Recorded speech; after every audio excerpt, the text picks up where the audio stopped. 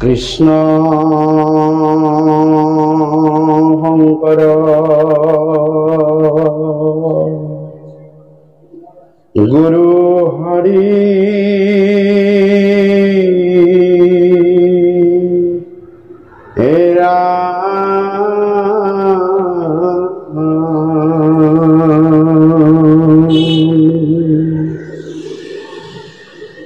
জয় গুৰু শংকৰ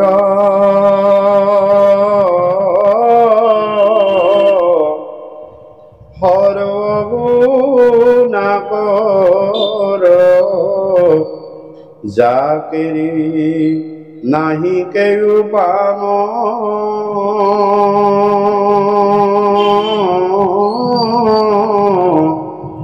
তোমাৰি চৰণ ৰেণু শত কোটি বাৰে কৰো প্ৰণাম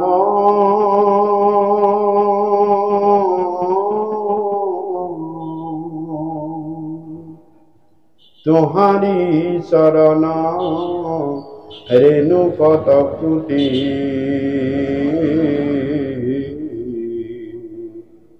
বাৰে কৰো প্ৰণাম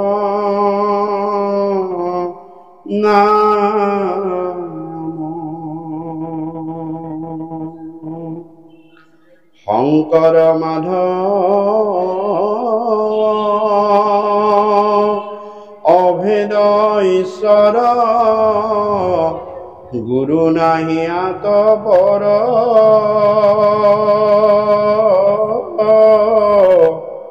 তাহান গুণক কীৰ্তন কৰিয়া কৃত কৃত হোৱে নৰ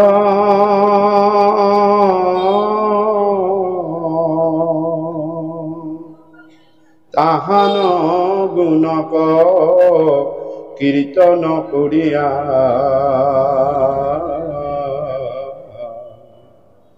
কৃত কৃত হোৱে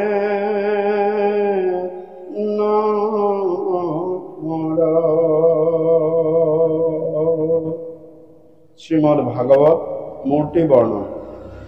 হে রাম বন্ধু পরম গুরু মহাভাগবত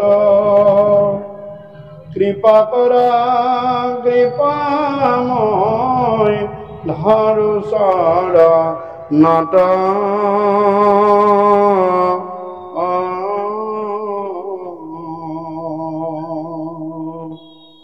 বন্ধু পরম গুরু মহাভাগবত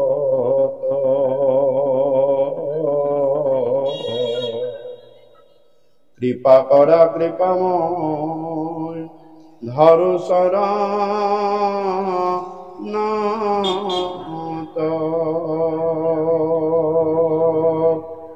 প্রথম দ্বিতীয় স্কন্ধে শরণ দুতায় তৃতীয় চতুর্থে দানা হুয়ে উদয়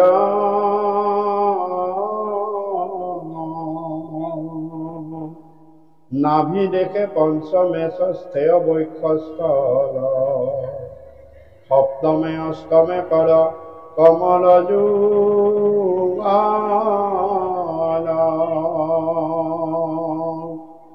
কণ্ঠ দেখে নবমেদ হমেদার তুণ্ড একাদশে ললাতে দ্বাদশে হইল মুণ্ড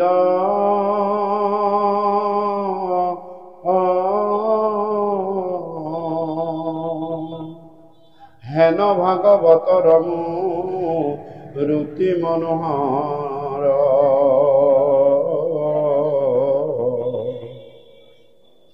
তমাল সদৃশ বৰ্ণ শ্যাম কলে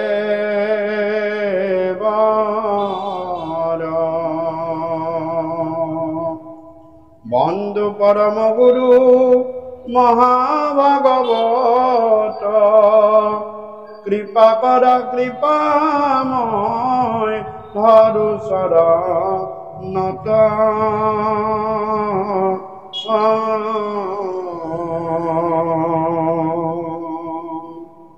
শ্ৰীমদ ভাগৱত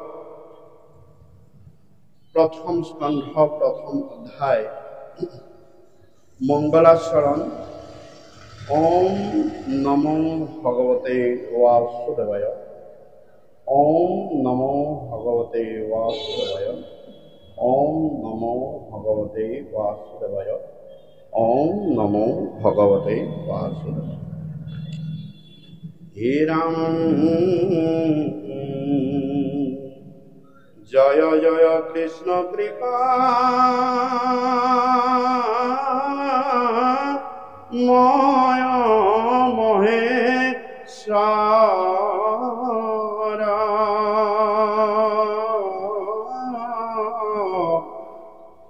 যাৰ আজ্ঞা ক্ষীৰে বহে ব্ৰহ্মা হৰি হৰ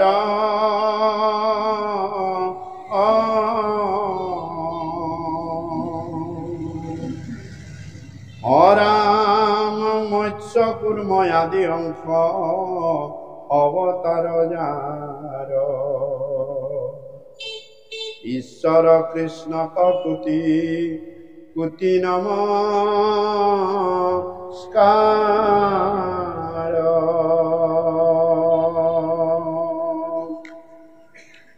হে ৰাম নমো নমো মধুমূৰ ৰিপু মহাহৰি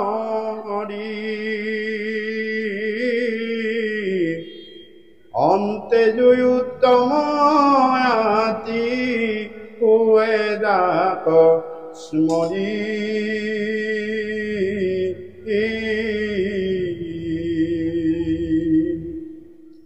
সমস্তে জগত উদ্ধাৰ যাৰ নাম ৰাম হেনয় কৃষ্ণ কৰো সহস্ৰ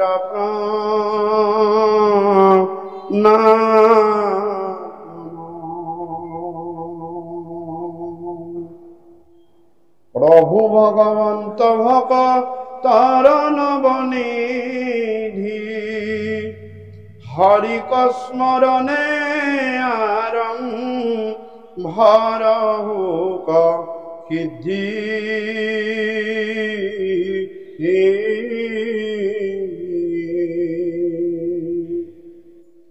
পৰীক্ষিত মুখ্য কথা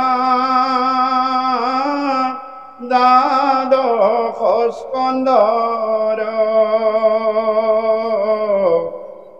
কৃষ্ণৰ চৰণে ভনে কৃষ্ণৰ কি কৰ। প্ৰথম স্কন্ধৰ পৰা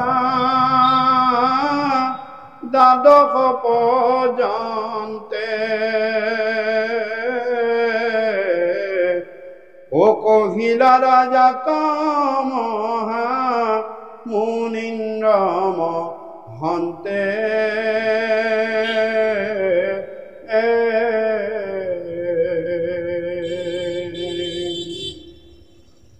সংক্ষেপ কৰিয়া উদ্ধাৰিয়া তাৰ ভাৰ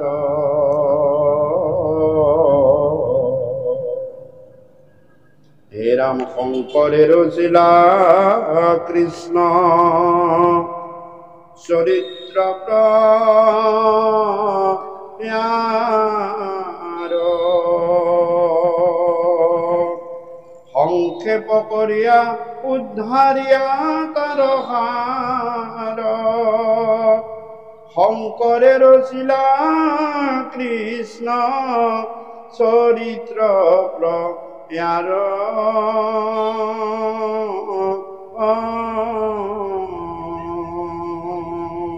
কৃষ্ণ জয়তে মোৰ দুজনা গুৰুৰ দুখানি অভয় শ্ৰীচৰণ অৰুণ চৰণ শীতল চৰণ ৰাতুল চৰণ চিন্তি আমি ভগৱন্ত ঈশ্বৰ কৃষ্ণৰ গুণানুকীৰ্তনখিনি শ্ৰীমদ ভাগৱত কথা সমস্ত জীৱৰ কল্যাণৰ অৰ্থে এই প্ৰাণীখিনিৰ কল্যাণৰ অৰ্থে সকলো মনুষ্যগণৰ কল্যাণৰ অৰ্থে ইয়াতে এই শ্ৰীমদ ভাগৱত কথাৰ গুৰু বন্দনাৰ মাজেৰে আৰম্ভ কৰা হৈছে।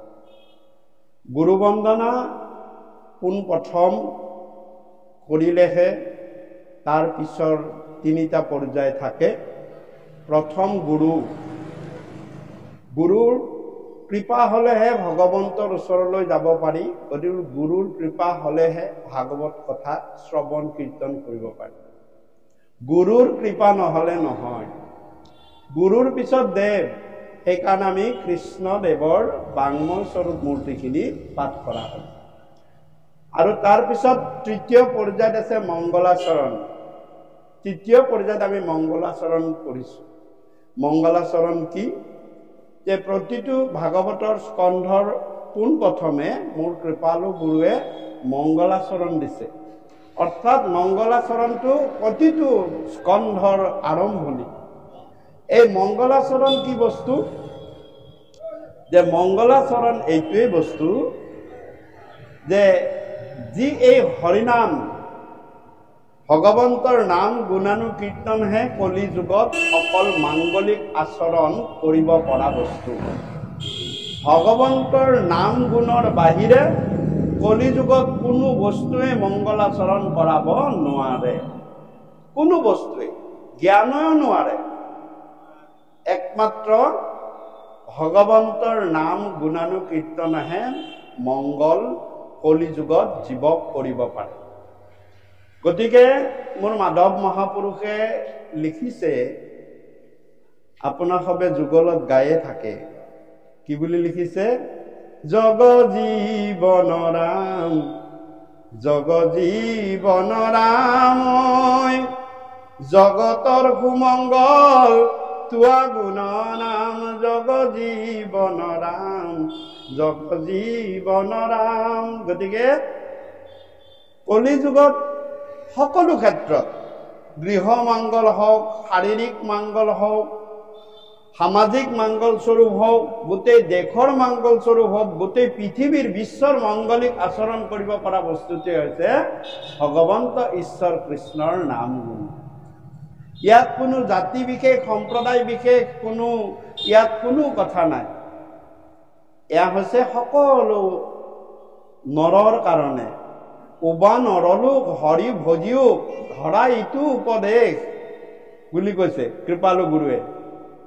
যে হে নৰলোক, নৰলোক মানে কোনো নিৰ্দিষ্ট কথা নহয়, সমস্ত নৰ। আফ্ৰিকাতো নৰ আছে, ভাৰততো নৰ আছে, অসমতো আছে, ইংলেণ্ডতো আছে, আমেৰিকাতো আছে। গতিকে সকলোকে প্ৰতি মোৰ কৃপালু গুৰুৱে কৈছে উবা নৰলোক হৰি ভজিওক ধৰা ইটো উপদেশ। কেতিয়া? যে আয়ু যায় আলে যালে কেতিকখনে ধৰা খালে, হয়নে?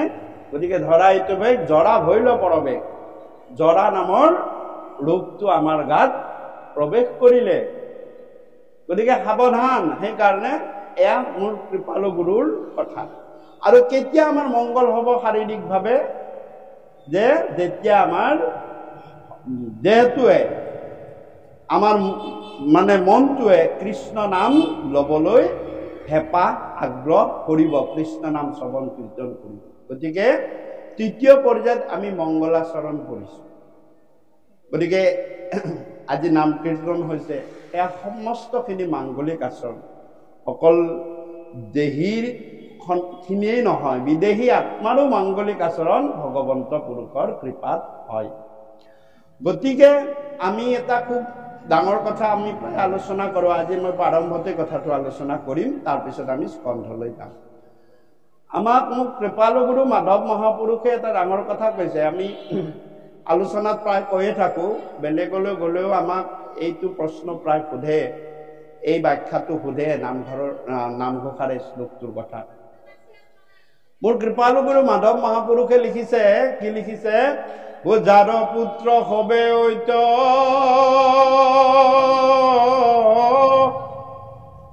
হৰিত শৰণলয় অহৰি গুণ গাৱে শুদ্ধ ভাৱে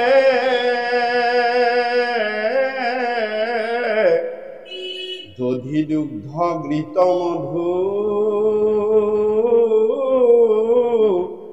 নদীৰ জল কপিয়া পিতৃগণে ত্ৰিপিটিক পাৱে।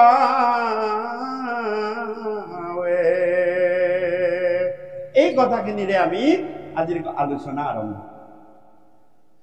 যে ইয়াত কথা হ'ল মাধৱ মহাপুৰুষে লিখিছে এইখিনি, বহুতেও এইখিনি কথা অলপ বেলেগলৈ লৈ যায় যে দধি দুগ্ধ ঘৃত মধু নদীৰ জল ক'লে বা এইটো পঞ্চামৃতৰ কথা ক'লে, কি তাৰমানে পিণ্ড দানৰ কথা ক'লে নেকি এনেকেও কয়, সুধিব পাৰে, একো ডাঙৰ কথা নহয়।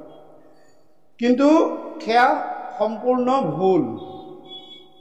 কাৰণ মোৰ কৃপালু গুৰু মাধৱ মহাপুৰুষ ইমানেই মানে ষ্ট্ৰিক আছিল, কাঢ়া আছিল যে স্বয়ং গুৰুজনাৰ গৃহতো তেওঁ অন্ন লোৱা নাছিল। ভিতৰত এটা ঘট আছিল, সেই ঘট থকা কাৰণে তেওঁ অন্ন লোৱা নাছিল। গোটেই ঘৰ ভিতৰলৈ সোমাই গৈ যে মই চাব লাগিব আপোনাৰ পাকঘৰ, কৃপালু গুৰুৰ ঘৰত ঘৰত গৈ দেখিছে চুকতে এটা পাকঘৰত ঘট আছে, আমদালি কেইটামান আহিছিল। তেতিয়া মাধৱ মহাপুৰুষে কৈছে, আই মাতৃ, গুৰু মাতৃ আপুনি কি কৰিছে? মোৰ কৃপালু গুৰু স্বয়ং বিষ্ণু, সমস্ত দেৱৰ মূল তেওঁ, আৰু আপুনি স্বয়ং লক্ষ্মী, আপুনি আকৌ নিলগাই এয়া ঘট পাতিছে। বোলে নহয় মাধৱ, সাংসাৰিক মানুহ যে, ল'ৰা ছোৱালীকেইটাৰ ভালৰ কাৰণে মই এইটো নাই নাই নাই, আপুনি কি কৰিছে? আপুনি স্বয়ং বিষ্ণু কৃপালু গুৰু, আপুনি আকৌ অন্য দেৱ দেৱী, দুৰ্বল দেৱ দেৱীৰ কথা চিন্তা কৰিছে, যাৰ পত্নী আপুনি। মই আপোনাৰ গৃহত অন্ন নলওঁ যেতিয়ালৈ এই গোটেই ঘৰটো বাহিৰলৈ পেলাই দিব লাগিব, গোবৰ মাটিৰে গোটেই ঘৰটো মচিব লাগিব, আৰু গুৰুৰ পদজল আনি ওপৰে তলে গোটেই ঘৰটো ধুৱাই দিব লাগিব, তাৰ পিছতহে মই অন্ন খাওঁ। সেনেকুৱা ষ্টিক কাঢ়া মাধৱ মহাপুৰুষ। সেই মহাপুৰুষে কেতিয়াও ইয়াত এই 5টা ধৰণৰ বস্তু দিব নোৱাৰে, লিখাৰ কথা নাহে। গতিকে তাত এটা কথা আপোনালোকে মন কৰিব, তাত এটা শব্দ আছে পুত্ৰ। পুত্ৰ কাক কৈছে? পুত্ৰ কাক কৈছে? আধ্যাত্মিক ভাৱত, শাস্ত্ৰীয় ভাৱত পুত্ৰ শব্দটোৰ অৰ্থ হৈছে, ভাঙনি হৈছে সংস্কৃত শব্দ এইটো পুত যোগ উৰ্ত। পুত, মনত ৰাখিব, শব্দ দুটা আছে, এই দুটা হৈছে পুত যোগ উৰ্ত। পুত মানে কি? পুত হৈছে এখন নৰক, পুত বা পুষ্য নৰক। এই পুত বা পুষ্য নৰকত যেতিয়া কোনো এটা জীৱ যাবলগীয়া হয়, যায় বা ভোগে, সেই পুষ্য নৰক ভোগিলে সেই জীৱটোৱে কি খায় জানেনে? তেজ আৰু পুষ। সেই জীৱটোৰ আহাৰ হয় কি? তেজ আৰু পুষ। এয়া ভাগৱতৰ 6ষ্ঠ স্কন্ধত নৰক বৰ্ণনাত এই নৰকখনৰ কথা বৰ্ণনা আছে। আৰু এই পুত বা পুষ্য নৰক যোগ উৰ্ত, উৰ্ত মানে উত্তৰণ কৰা, ওপৰলৈ লৈ যোৱা, ঊৰ্ধ্বগামী কৰা। মনত ৰাখিব শব্দ দুটা, কাৰণ পিছত এইকেইটাৰ কথাখিনিৰ এটা অৰ্থ আছে। যে মোৰ কৃপালু গুৰুৱে কৈছে যে পিতৃপুৰুষসকলে যদি সংসাৰিক কৰ্ম ধৰ্ম আচৰণৰ ক্ষেত্ৰত কিবা কাৰণত কৰিব নকৰিবলগীয়া কাৰ্যটো কৰিলে, আৰু কৰাৰ ফলত যদিহে পুত নামৰ নৰক ভুঞ্জি আছে, অৰ্থাৎ পিতৃপুৰুষে কিবা কাৰণত যদি তেজ পোচ খোৱা মহ দাহ পোক, কিছুমান পোচ খোৱা পোক আছে, এইবিলাক নৰকত যদি ভুঞ্জি আছে, কিয়? মনুষ্য যোনিৰ কৰ্মে নিশেষ যোনিত ফুৰু দিন বন্ধু দামোদৰে। যে মনুষ্য যোনিত মই আছিলো, তাত কিছুমান নকৰিবলগীয়া কৰ্ম কৰাৰ ফলত মই নিশেষ যোনিলৈ যাবলগীয়া হ'ল। নিশেষ যোনি মানে সেই যোনিবিলাক মনুষ্যতকৈ অধোগামী, এইবিলাকক নিশেষ যোনি বুলি কয়। আছিল মনুষ্য, কৰ্মৰ ফলত তেওঁ গৈ কিবা কাৰণত মহ দাহ তেজ পোচ খোৱা জীৱ হৈ থাকিব পাৰে, নাথাকিবও পাৰে, থাকিবও পাৰে। যদিহে আছে আমিতো নাজানো, ভগৱন্তহে জানে। তেতিয়া কৈছে যে যাৰ পুত্ৰ সবে ঐত, পুত্ৰ জানে, পুত্ৰ সকলে কি কৰক, ইয়াত হৰিত শৰণ লয়, হৰি গুণ গাৱে শুদ্ধ ভাৱে। তেতিয়াহ'লে চাওক, পুত্ৰক বেলেগ কৰ্ম কৰিব কোৱা নাই, এই বৰ ডাঙৰ ডাঙৰ ৱাল দি নাম লিখি দিবও কোৱা নাই মাধৱ মহাপুৰুষে, ডাঙৰকৈ যজ্ঞ পাতি 100 মান খুৱাবলৈও কোৱা নাই, পিতৃপুৰুষৰ নামত বেলেগ একো কৰিব কোৱা নাই। যে তুমি যদি পিতৃপুৰুষক পুত নামৰ নৰকৰ পৰা উত্তৰণ দিব বিচাৰিছা, ওপৰলৈ নিব বিচাৰিছা, তেতিয়া কৰ্ম এটাই আছে, সেয়া হৈছে হৰিত শৰণ লৈ হৰিগুণ শুদ্ধভাৱে গোৱা। তেতিয়া কি হব? তেতিয়া হব কি, পিছৰ শাৰীত লিখা আছে, দধি দুগ্ধ ঘৃত মধু নদীৰ জলক পিয়া পিতৃগণে ত্ৰিপিটিক পাৱে। এতিয়া কওঁ, কি জীৱই দধি দুগ্ধ ঘৃত মধু নদীৰ জল খাই ভাল পায়? এটা জীৱ কওক, যিটো জীৱই কি দধি দুগ্ধ ঘৃত মধু নদীৰ জল, এই 5টা বস্তু কি জীৱই খাই ভাল পায়? কওকচোন আপোনালোকে।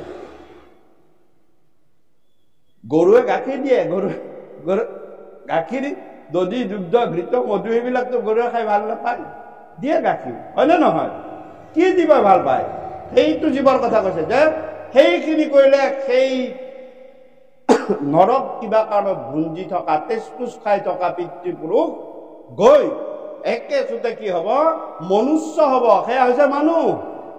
দধি দুগ্ধ ঘৃত মধু নদীৰ জল খাই ভাল পোৱা জীৱটো হৈছে মানুহ। চাওক, পুত্ৰই কি কাম কৰিলে? শুদ্ধভাৱে হৰিত শৰণ ললে আৰু হৰিনাম গালে, গোৱাৰ ফলত পিতৃপুৰুষৰ কি হল? একেবাৰে উত্তৰণ ঘটিলে। ক'ত আছিলে যুগ্ম হৈ কি একেটানে লৈ গৈ মনুষ্য কৰি দিলে, যে তুমি আৰু ইয়াত বন্দিব নালাগে। মাধৱ মহাপুৰুষে সেই শাৰীৰে আমাক সেইটোৱে বুজাইছে। ক্লিয়াৰ কাট।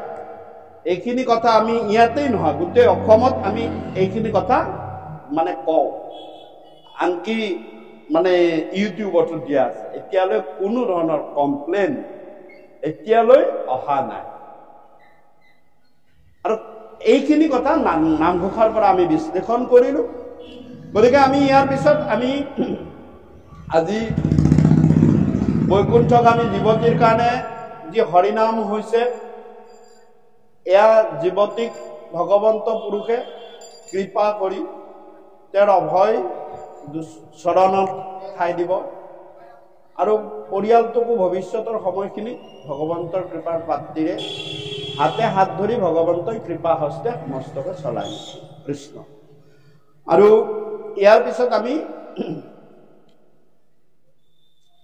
এটি অধ্যায়লৈ যাম আৰু অধ্যায়খিনি আলোচনা কৰিছো। যুধিষ্ঠিৰৰ ৰাজ্যলাভ আৰু ভীষ্মৰ মুখ্যোৎসৱ। এতিয়া চাওক, ভীষ্মৰ মুখ্যোৎসৱ আজি কি পাঠ কৰিব লৈছো, মনত ৰাখিব, এয়া ভীষ্মৰ মুখ্যোৎসৱ। এতিয়া কওক যে উৎসৱ শব্দটোৱে সদায় আনন্দ বুজায়, হয়নে নহয়? মনটো ভাল লাগিলে মানুহ উৎসৱ পাতে, পাতে নাপাতে? পাতে। আমি গুৰু জয়ন্তীক শংকৰ উৎসৱ বুলি কওঁ, হয় না? কিন্তু আটাইতকৈ ডাঙৰ কথা ভাগৱত শাস্ত্ৰত মোৰ কৃপালু গুৰুৱে কৈছে যে ভীষ্মই যেতিয়া মহাপ্ৰয়াণ কৰিছিলে এই যে এৰিছিলে সেইটো উৎসৱ হৈ পৰিছে, সেইটোক উৎসৱ বুলি কৈছে। আমি তিথি বুলি কওঁ, কৃপালু গুৰুৰ তিথি, মাধৱ মহাপুৰুষৰ তিথি, আটা পুৰুষসকলৰ তিথি বুলি কওঁ। কিন্তু ভাগৱতে কৈছে না ভীষ্মৰ নিচিনা তুমি যদি এই যে এৰিব পাৰা সেয়া উৎসৱ, সেয়া কেতিয়াও শোকৰ কথা নহয়,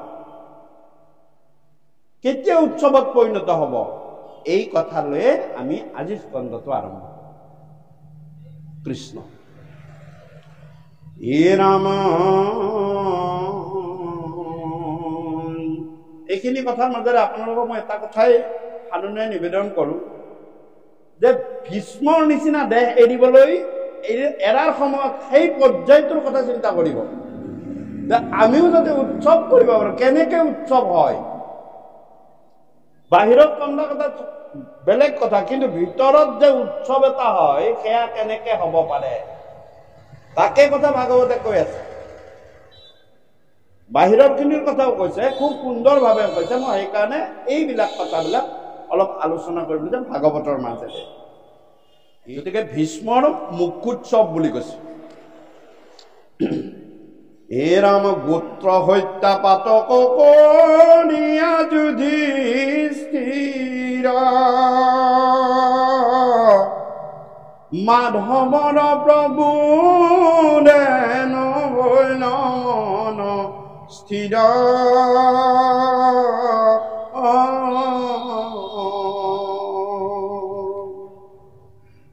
হে ৰাম অধিক বুলন্ত কৰি কৃষ্ণ কবি সাত বুজিলো সমস্তেতো মাৰ পুত নাট কান্দন্তে কৰিলো বুলি সুৰিদ বিঘাত ব্যাসৰ ব্যাকত নাহি ৰাজাৰ জাত কহন্ত যতেক যজ্ঞ যুগ পায়সিত নাহি শান্তি তথাপিতো নৃপতিৰ সীতা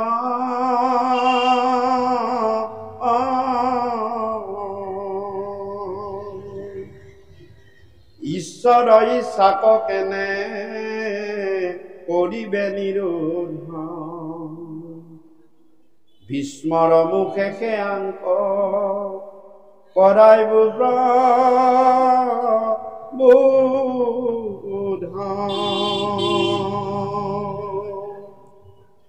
হেন মনে মানিলন্ত ঈশ্বৰ মাধৱে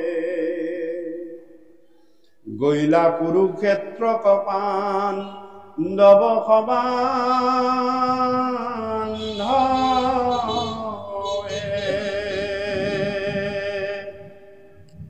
হে ৰাম কুন্তি আদি কৰি নাৰী সবে গৈলা লৰি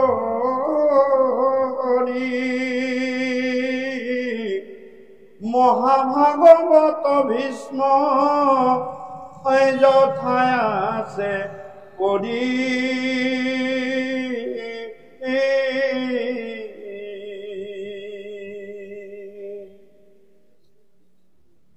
যে যুদ্ধৰ শেষত মহাৰাজ যুধিষ্ঠিৰৰ মনটোত একেবাৰে অস্থিৰ চঞ্চল হৈ পৰিছে। তেওঁ মনে মনে ভাবি আছে যে মই মোৰ এই ৰাজসিংহাসনখনৰ কাৰণে মই গোটেই কুলটোৱে ধ্বংস কৰি পেলালোঁ, কোনো এটা নাবাছিল আমাৰ 5 জনৰ বাহিৰে। গুৰুৰ পৰা আদি কৰি পিতামহৰ পৰা আদি কৰি ভাতৃ ভাই ভাৰ্যা ভাগিন ভতিজা চব মই মাৰি শেষ কৰিলোঁ মোৰ সিংহাসনৰ কাৰণে। গতিকে এই পাপেতো মোক চুব, এই মহাপাপ হ'ল মোৰ। পুত্ৰ হত্যা মোৰ কাৰণে হ'ল, গতিকে মই কেনেকে এই পাপৰ পৰা উদ্ধাৰ পাম, এই বুলি ভাবিছে যুধিষ্ঠিৰে। আৰু যুধিষ্ঠিৰে ভাবি তেওঁ কৃষ্ণক নুসুধে। কৃষ্ণক কিয় নুসুধে? যে কৃষ্ণকনো কি সুধিম, কাৰণ কৃষ্ণক সুধিলে কি হ'ব? কৃষ্ণটো সম্পূৰ্ণ মানে কুটনাট। ই সদায় মানে ইচ্ছা কৰিলে যুদ্ধখনি ৰখাব পাৰিলেহেঁতেন কৃষ্ণই, কিন্তু নৰখালে, মোৰ বংশটো শেষ কৰি দিলে। গতিকে ইয়াক কুটনাট কৰি মই কৃষ্ণক নুসুধো। ব্যাসক সুধিলেনো কি হ'ব? ব্যাসো কৃষ্ণৰ ফলীয়া, ব্যাসেও কৃষ্ণৰ ফালে কথা কয়। গতিকে মই কেনেকে এই মহাপাপৰ পৰা মুক্তি পাম? আৰু এই বুলি মনটোত তেওঁৰ বৰ অস্থিৰ। ভগৱন্ত পুৰুষ কৃষ্ণই, অন্তৰ্যামী কৃষ্ণই গম পাইছে যে দাদাৰ মনটো অস্থিৰ হৈ আছে। অস্থিৰতাৰ কাৰণ এই মহাপাপত তেওঁ গুঞ্জি আছে বুলি ভাবি আছে, আৰু মোকো বিশ্বাস নকৰে। তেওঁৰ মনত সেইটো কথাও মই গম পালো। ব্যাসকৰো কথাও তেওঁ বিশ্বাস নকৰে, সেইটো কথাও গম পালো। গতিকে দাদাক কেনেধৰণে কাৰ দ্বাৰা কথাটো কোৱালে ভাল হ'ব, এই বুলি চিন্তা কৰি আছে। আৰু তেতিয়া যেতিয়া চিন্তা কৰি আছে, চাওক, তেতিয়া কৃষ্ণই বোলে নহয়, এইবাৰ মই ভীষ্মৰ মুখেৰে কথাখিনি কোৱাম, ভীষ্মৰ মুখেৰে কথাখিনি কোৱাম বুলি ভাবিছে। এই যে কৃষ্ণই কথাখিনি কোৱাম বুলি ভাবিছে, দেখিছেনে? যে ইয়াতো কৈছে যে ভীষ্মৰ মুখেকে আংক কৰাইব প্ৰভু। আমি ভাবো যে আমি কথাবিলাক কওঁ, কিন্তু আমি কাৰো সাধ্য নাই। ভগৱন্তই কৃপা নকৰিলে আমি কবৰ কাৰো সাধ্য নাই। ভগৱন্তৰ কৃপা হৈ আছে কাৰণেহে আমি মুখেৰে কথা কৈ আছো, হাতেৰে কাম কৰি আছো, চলন ফুৰণ সকলোখিনি কৰি আছো। এইটো কথা কিন্তু দৃঢ়ভাৱে মনত ৰাখিব। আমি ভবামতে আমি একো কাম কৰিব নোৱাৰো, আমি ভবামতে একো কাম কৰিব নোৱাৰো, ভগৱন্তই ভবামতেহে আমি কাম কৰিব পাৰিম। মই কথাটো প্ৰসংগটো মই কৈ গৈছো যে কথাটো এনেকুৱা, মহাভাৰতৰ কুৰুক্ষেত্ৰৰ মহাৰণ আগদিনা আৰম্ভ হোৱাৰ আগদিনাৰ কথা মনত ৰাখিব দেই। আৰম্ভ হোৱাৰ আগদিনাই কৌৰৱ শিবিৰৰ পৰা এটা ঘোষণা আহি গ'ল যে আমাৰ শিবিৰত এই ৰণক্ষেত্ৰত যিমান আছে সকলোৱে যুদ্ধৰ কাৰণে সন্মতি প্ৰদান কৰিছে। আৰু যিয়ে যুদ্ধত সন্মতি প্ৰদান কৰিব নকৰে, যুদ্ধ নকৰো বুলি ভাবে, তেওঁ যুদ্ধ ক্ষেত্ৰত থাকিব নোৱাৰে, তেওঁ দেশতে থাকিব নোৱাৰে, ৰাজ্যৰ পৰা ওলাই গুচি যাব লাগিব। এয়া নিয়ম। আৰু সেই হিচাপে বিদুৰে মই যুদ্ধ নকৰো বুলি তেওঁ ধেনু শৰ থৈ সমজাই দি তেওঁ ৰাজ্যৰ পৰা তীৰ্থ ভ্ৰমণৰ কাৰণে ওলাই গৈছে। হ'ল। গতিকে কৌৰৱসকলৰ সকলোৱে যুদ্ধত সন্মতি দিলে আৰু ক'লে যে আমি যুদ্ধত কৰিম। হ'ল। এতিয়া ঘোষণাটো আহিবলগীয়া আছে পাণ্ডৱ শিবিৰৰ পৰা, যে পাণ্ডৱে ঘোষণা কৰিব লাগে তেওঁলোকৰ যুদ্ধ কৰিবলৈ সন্মতি আছে নে নাই। যদি নাই, তেওঁলোক গুচি যাব লাগিব ৰাজ্যৰ পৰা ওলাই, আৰু যদি আছে যুদ্ধ কৰিব লাগিব। আৰু এই মতটো আনিবলৈ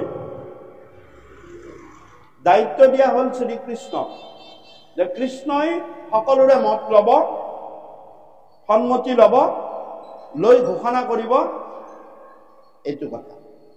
তেতিয়া ভগৱান শ্ৰীকৃষ্ণই প্ৰথম সহদেৱৰ শিবিৰলৈ আহিলে। সহদেৱৰ শিবিৰলৈ আহিলে কিয়? যে এই কাৰণে আহিলে সহদেৱৰ শিবিৰলৈ যে তেওঁ মাদ্ৰীৰ তনয়, কুন্তীৰ তনয় তিনিজন, তেওঁলোক হৈছে যুধিষ্ঠিৰ, ভীম আৰু অৰ্জুন। আৰু যুধিষ্ঠিৰ হৈছে কুন্তীৰ জ্যেষ্ঠ সন্তান। আৰু ইফালে মাদ্ৰীৰ দুটা তনয়, তেওঁ হৈছে নকুল আৰু সহদেৱ। বেলেগৰ মানে ল'ৰা ক'ব গ'লে, সতীয়া মাকৰ ল'ৰা ক'ব গ'লে, গতিকে তেওঁলোকৰ সন্মতিটো লোৱা প্ৰথম ভাল। এই বুলি আটাইতকৈ নুমলীয়া সহদেৱৰ ওচৰলৈ আহিছিল। হে সহদেৱ, কাইলৈৰ পৰা যুদ্ধ আৰম্ভ হ'ব। যুদ্ধত তোমাৰ প্ৰাণো যাব পাৰে, হা, আৰু যুদ্ধত তোমালোক জিকিবও পাৰা।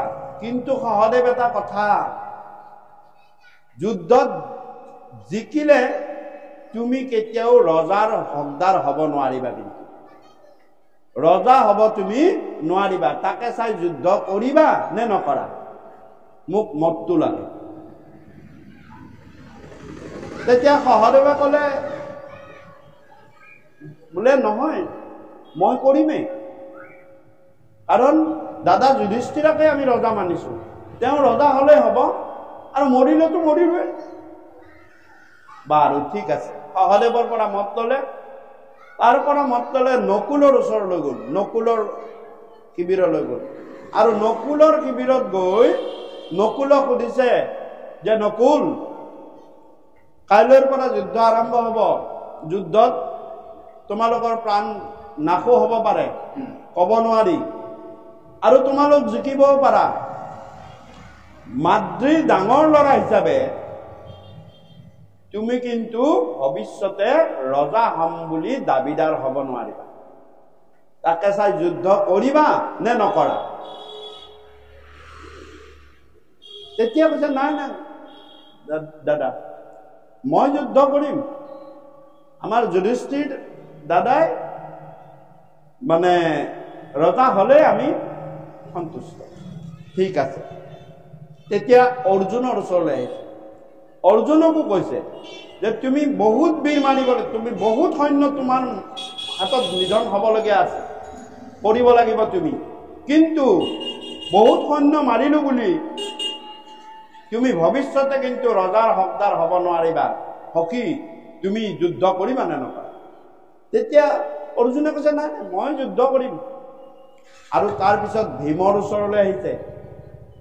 তেতিয়া ভীমক কৈছে, নাই নাই, মোৰ যুদ্ধত মই ৰজা, মই যুদ্ধত জিকিলে ৰজা হোৱাৰ কোনো কথাই নাই। মোৰ কথা হ'ল, মোৰ প্ৰতিজ্ঞাখিনি পূৰণ হ'ব লাগে। মই দুশাসনৰ উৰু ভাঙিব পাৰিব লাগিব, দুৰ্যোধনৰ উৰু ভাঙিব পাৰিব লাগিব, দুশাসনৰ ৰক্ত পান কৰি মই পাঞ্চালীক সেই ৰক্তৰে চুলি বন্ধাব পাৰিব লাগিব। এই মোৰ যত যিমান প্ৰতিজ্ঞা আছে মই পালন কৰিব পাৰিব লাগিব। মোক সেইটোৱে হৈ যাব, মোক ৰজা হ'ব নালাগে, মই যুদ্ধ কৰিম।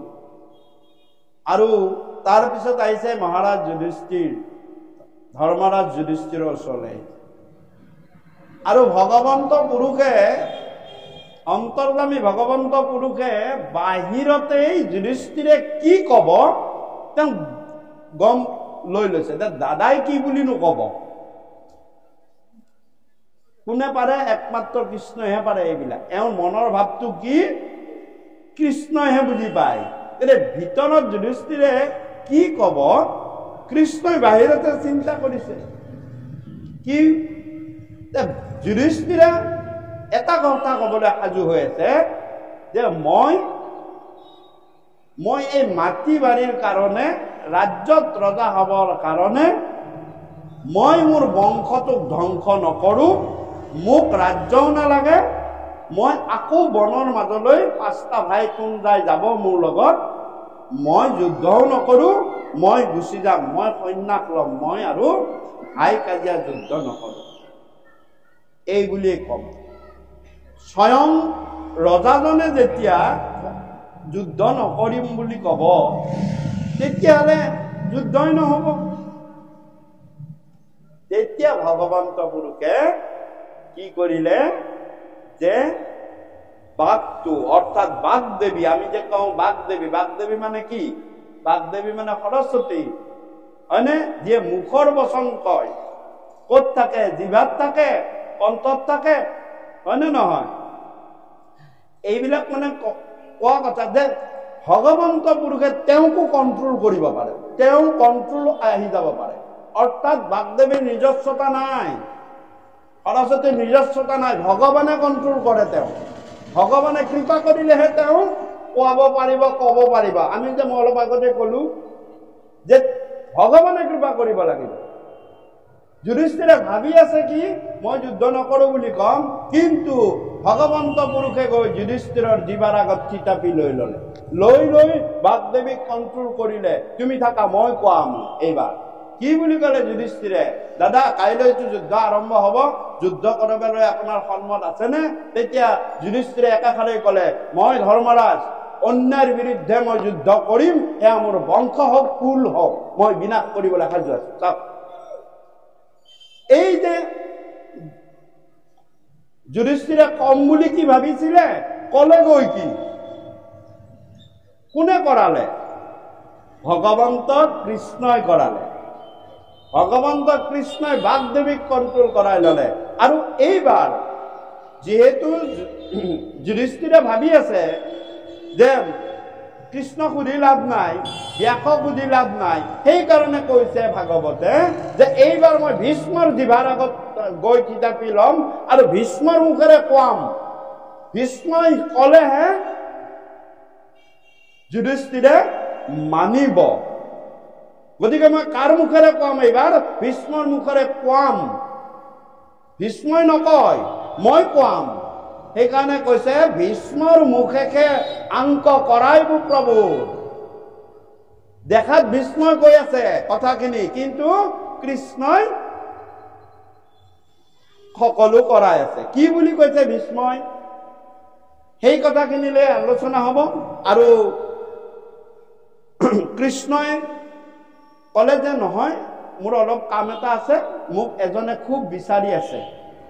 কোন? যে পিতামহ ভীষ্ম। বলা আমি সকলোৱে পিতামহ ভীষ্ম ক'ত আছে? যে কুৰুক্ষেত্ৰত শৰসজ্জাত পৰি আছে। ইতিমধ্যে তেওঁ শৰসজ্জাত পৰিবলৈ 20 দিন উকলি গুচিয়ে গ'ল। 22-25 দিন আছিলে। গতিকে মই গৈ তেওঁৰ ওচৰত যাব লাগে। আৰু কৃষ্ণ যাম বুলি কোৱাৰ লগে লগেই সত্যৱতী, দ্ৰৌপদী, কুন্তী, পঞ্চ পাণ্ডৱ সকলোবিলাক কৃষ্ণৰ লগত ভীষ্মৰ ওচৰলৈ যাবলৈ সাজু হ'ল। আৰু ভীষ্মৰ ওচৰ পালে কোৱাত ভীষ্মৰ সেই দেহটোৰ অৱস্থা দেখি, কি ইমান ওখ পাখ হুষ্ট পষ্ট, যিফালে ভীষ্ম যায় সিফালে একদম বতাহ যোৱা দিয়ে। ইমান ওখ পাখ মানুহ, এনেকুৱা মানে দেৱব্ৰত, ভীষ্ম, গংগানন্দন। গতিকে সেই মানুহজনৰ আজি হাড়ে চালে লাগি অৱস্থা নাই। হাড় আৰু ছালৰ মাজত কিবাকে জীৱটো পৰি খেহাই খেহাই শৰৰ ওপৰত শুই আছে। তাকে দেখি তাৰপিছত এতিয়া ভীষ্মৰ ওচৰলৈ গোটেইখিনি যেতিয়া গৈছে, স্বয়ং কৃষ্ণ গৈছে। হে ৰাম যেন পুৰন্দৰ পাত মইনা স্বৰ্গন্তে, দেখিলা ভীষ্মক শৰ শয্যা তয়াসন্তে,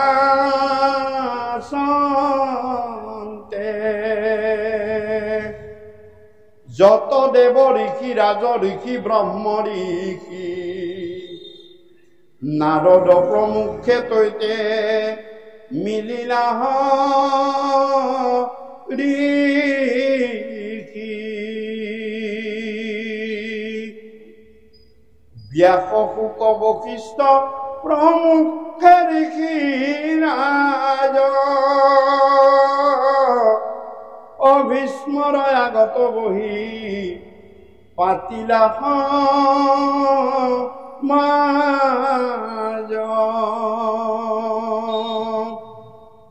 হৰাম সবাক কৰিলা পূজা যাক যেন বিধি কৃষ্ণক দেখিয়া যেন পাইলা নব নিধি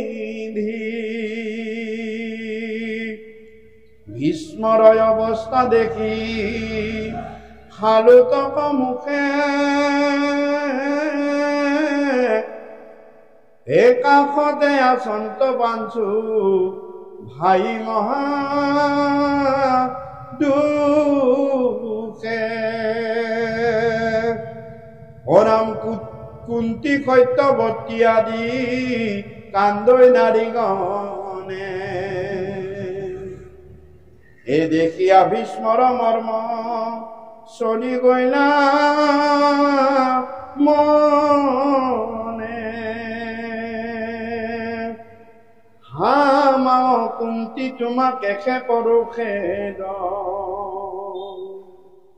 পাণ্ডুৰ মৰণে দুখ ভৈলাই অভিষেদ আৰু ভীষ্মৰ ওচৰলৈ যেতিয়া কৃষ্ণ যাম বুলি ঠিক কৰাৰ লগে লগে ভাগৱত শাস্ত্ৰই কৈছে যে যত যিমান ব্ৰহ্ম ঋষি আছিলে, যিমান দেৱ ঋষি আছিলে, যিমান মহৰ্ষি আছিলে, সকলোখিনি নিজে নিজে আগে আগে গৈ উপস্থিত হ'ল। নাৰদ, ব্যাস, শুক, বশিষ্ঠ প্ৰমুখে যত যিমান ঋষিসকলৰ ৰজা আছিলে সকলো গৈ আগে আগে উপস্থিত হ'ল। এই কথাটোৰ পৰা আমি এটা কথা জানিব লাগে যে ভগৱন্ত পুৰুষ যেতিয়া কোনো এঠাইত বিৰাজমান হয় তাত নিলগাই আৰু বেলেগ দেৱ দেৱীৰ আহ্বান কৰিবলৈ কোনো প্ৰয়োজন নাই। তেওঁলোকৰ নিজৰ নিজৰ ডিউটি নিজে নিজে আহি আগতে হাজিৰ কৰি, অৰ্থাৎ ভগৱন্ত পুৰুষে কৈছে মই যাম বুলি কৈছোহে, নাৰদ আহিয়ে গ'ল, অটমেটিক ব্যাস অটমেটিক আহিয়ে গ'ল। তাত শুক পৰ্যন্ত যিমান বশিষ্ঠ পৰ্যন্ত ঋষিসকল আহি গ'ল, যিমান দেৱ ঋষি আছে, যিমান ৰাজ ঋষি আছে, যিমান ব্ৰহ্ম ঋষি আছে, সকলো আহি গ'ল, গন্ধৰ্ব কিন্নৰ আদি কৰি। কথা হ'ল আমি ভাবো কি ভগৱন্তক মাতিছো, ভগৱন্ত অকলে আহিব। আজি এঠাইলৈ ৰাষ্ট্ৰপতি আহক বুলি কওকচোন, একমাহ আগৰ পৰাই সকলো ডিপাৰ্টমেণ্ট আহি তাত গৈ হাজিৰ হ'ব। লাইটৰ ডিপাৰ্টমেণ্টৰ কাম কৰিব, ৰাস্তাৰ ডিপাৰ্টমেণ্টে ৰাস্তাৰ কাম কৰিব, পানীয়ে পানীৰ কাম কৰিব, হয়নে? আমি নিলগা আৰু বেলেগ বেলেগ ডিপাৰ্টমেণ্টক মাতিব নালাগে। বেলেগ মন্ত্ৰী যন্ত্ৰীবিলাক হোৱাৰি দিনটো 3-4 অহা যোৱা কৰিব। নিজৰ নিজৰ বিভাগবিলাক ঠিকে আছে নে নাই? লাগিব জানো? গতিকে ৰাষ্ট্ৰপতি আহিম বুলি কোৱাৰ লগে লগে সেনেকুৱা হৈ যায়। ঠিক কৃষ্ণ যোৱাৰ লগে লগে যি অনন্ত কোটি ব্ৰহ্মাণ্ডৰ মালিক, তেওঁ যেতিয়া আহিম বুলি কৈছে কাকো নিলগাই মাতিবলৈ ইয়াত দৰকাৰ নাই। ইয়াত ভগৱান স্থাপন কৰিছে।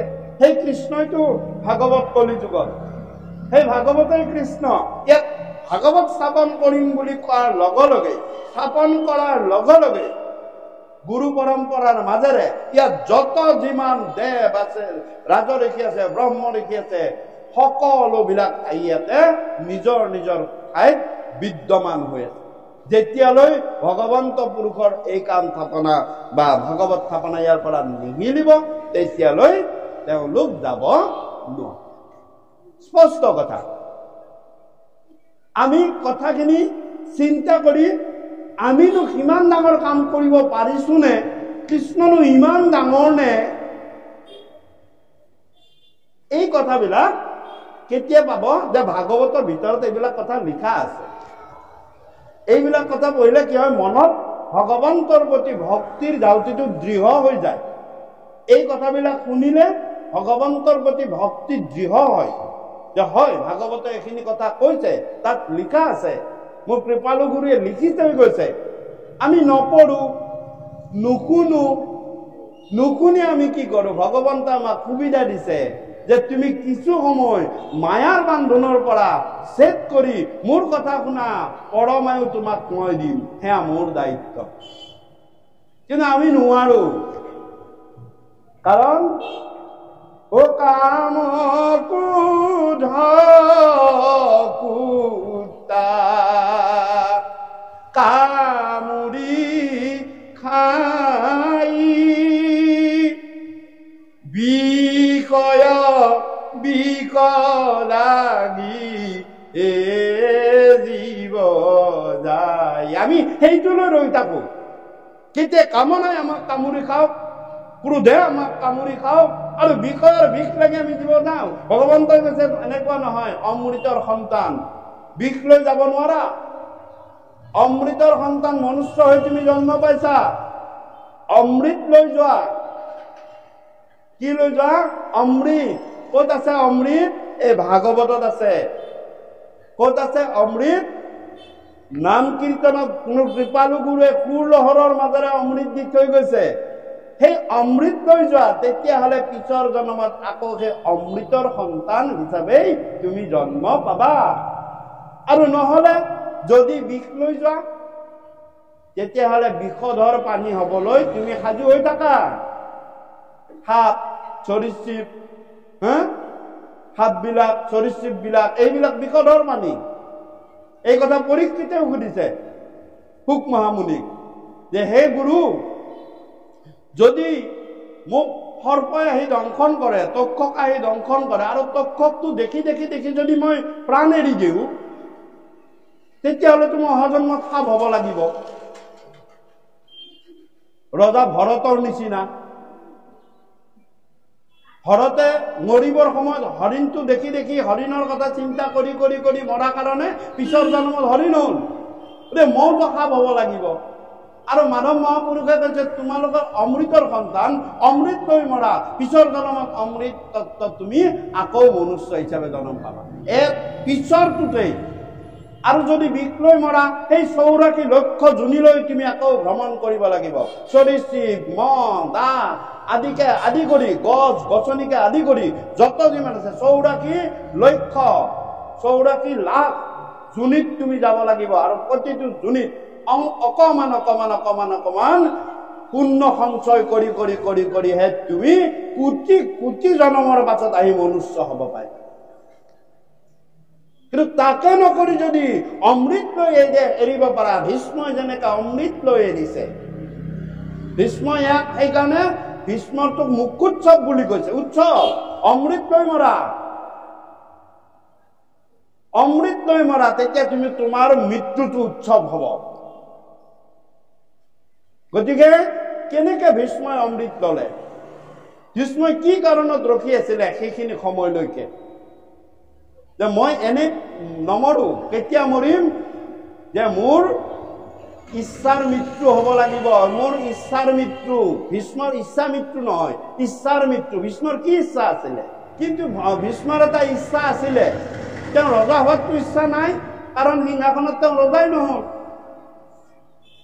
বিয়া পতাৰ ইচ্ছা নাই, সংসাৰত নোসোমালে ল'ৰা ছোৱালী হোৱাৰ ভয়ত। তেতিয়া ভীষ্মৰ কি ইচ্ছা আছিলে? যে মোৰ ইচ্ছাৰ মৃত্যু হ'ব লাগিব। মই ইচ্ছা মৃত্যু নহয়, ইচ্ছাৰ মৃত্যু। গতিকে ইচ্ছাৰ কেনেকে মৃত্যু হয়, এই কথা ভীষ্মৰ ইয়াৰ মাজেৰে খুব সুন্দৰভাৱে দেখাইছে। আৰু ভীষ্মই তেতিয়া যুধিষ্ঠিৰক কবলৈ আৰম্ভ কৰিছে, হে যুধিষ্ঠিৰ। আৰু তাৰ আগতে ভীষ্মই কুন্তি, সত্যৱতী, দ্ৰৌপদীয়ে যেতিয়া কুন্তি, সত্যৱতী আদি কান্দৈ নাৰীগণে দেখিয়া ভীষ্মৰ মৰ্ম চৰি গইলা মানে। তেওঁলোকে যেতিয়া তেওঁ চাৰিওফালে বেৰি ধৰি কান্দিব ধৰিছে পিতামহ ভীষ্মৰ সেই অৱস্থাটো দেখি, তেতিয়া ভীষ্মই হাতখন জোকাৰি মানা কৰিছে যে তোমালোকে নেকান্দিবা, কাৰণ মই তোমালোকে যিমানেই কান্দিবা মই সিমানেই তোমালোকৰ মোহলৈ সোমাই গুচি যাম আৰু সেইবিলাক মোৰ কি কাৰণে বিষ হৈ যাব। মই বিষ লৈ মৰিবলৈ নাই, মই অমৃত লৈ মৰিম। আৰু তেতিয়া ভীষ্মই ক'বলৈ আৰম্ভ কৰিছিলে, হে ৰজা যুধিষ্ঠিৰ, মই প্ৰথমতেই কৈছো যে হে কৃষ্ণই ক'ব এতিয়াৰ পৰা, নামত ভীষ্ম, জিভাৰ আগত কোন আছে? কৃষ্ণ আছে। কৃষ্ণই কি বুলি কোৱালে? যে কৃষ্ণই কোৱালে, হে হৰি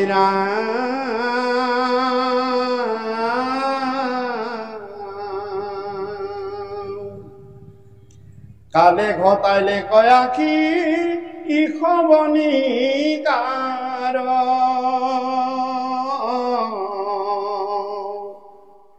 ও জানো নাই তু দুখ লিখিত তোমাৰ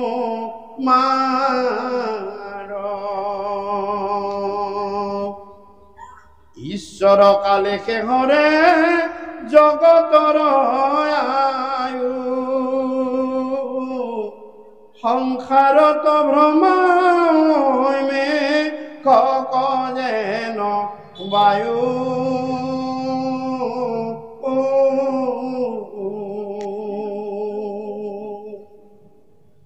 অৰাম ধন জন জীৱন তিলেকে কৰে চন্ন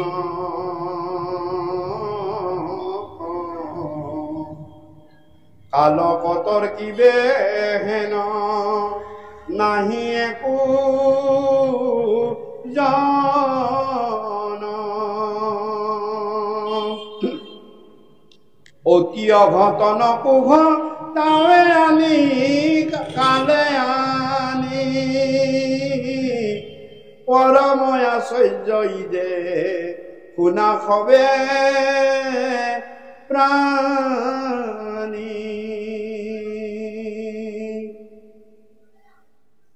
তাৰপিছত ভীষ্মই ক'বলৈ ধৰিছে যে হে যুধিষ্ঠিৰ, ঈশ্বৰ কালেকে হৰে জগতৰ আয়ু, যে ভগৱন্ত ঈশ্বৰ কৃষ্ণৰ এটা স্বৰূপ আছে কাল স্বৰূপ।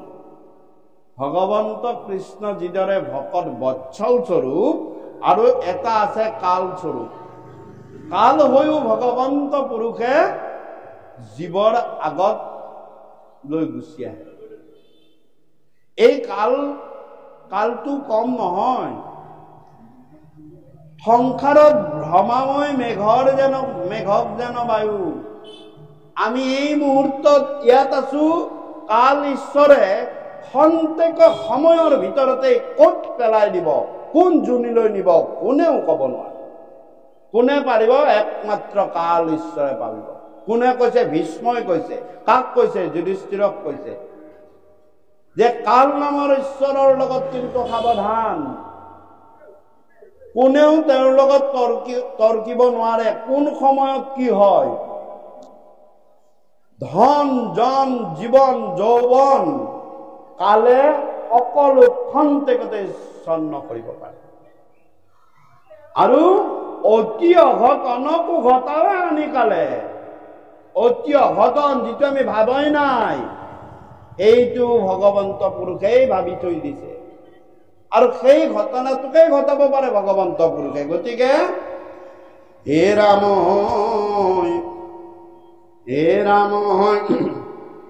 ধৰ্মিষ্ঠ বলিষ্ঠ ধনুৰ ধৰ কিছু হে যে হি কৰে ঈশ্বৰে হিকে সত্য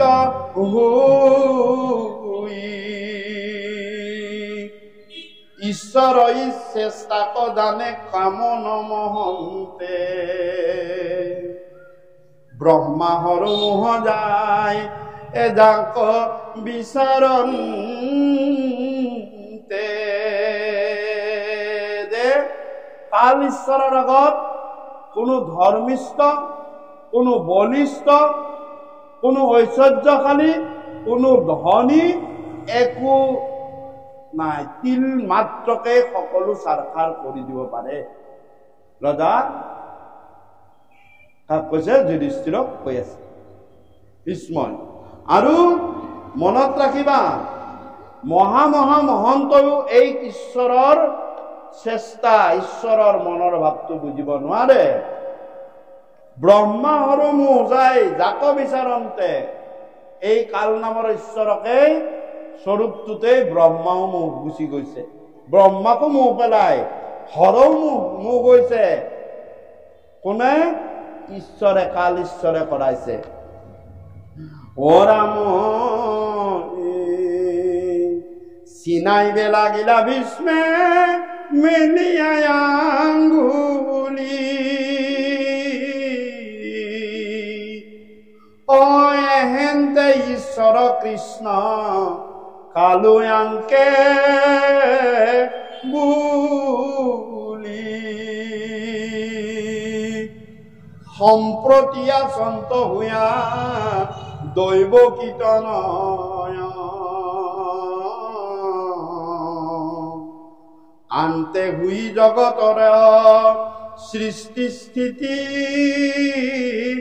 লয়।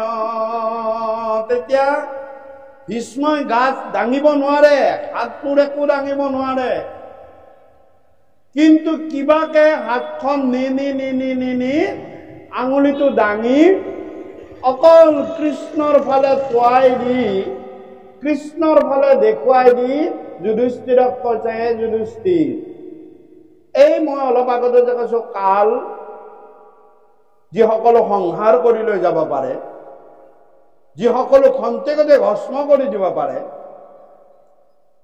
আৰু ঈশ্বৰ বুলি যে কৈছো বেলেগ নহয়, এই তোমালোকৰ লগত থকা এই দৈৱকীৰ পুত্ৰই সকলো বলত থাকে।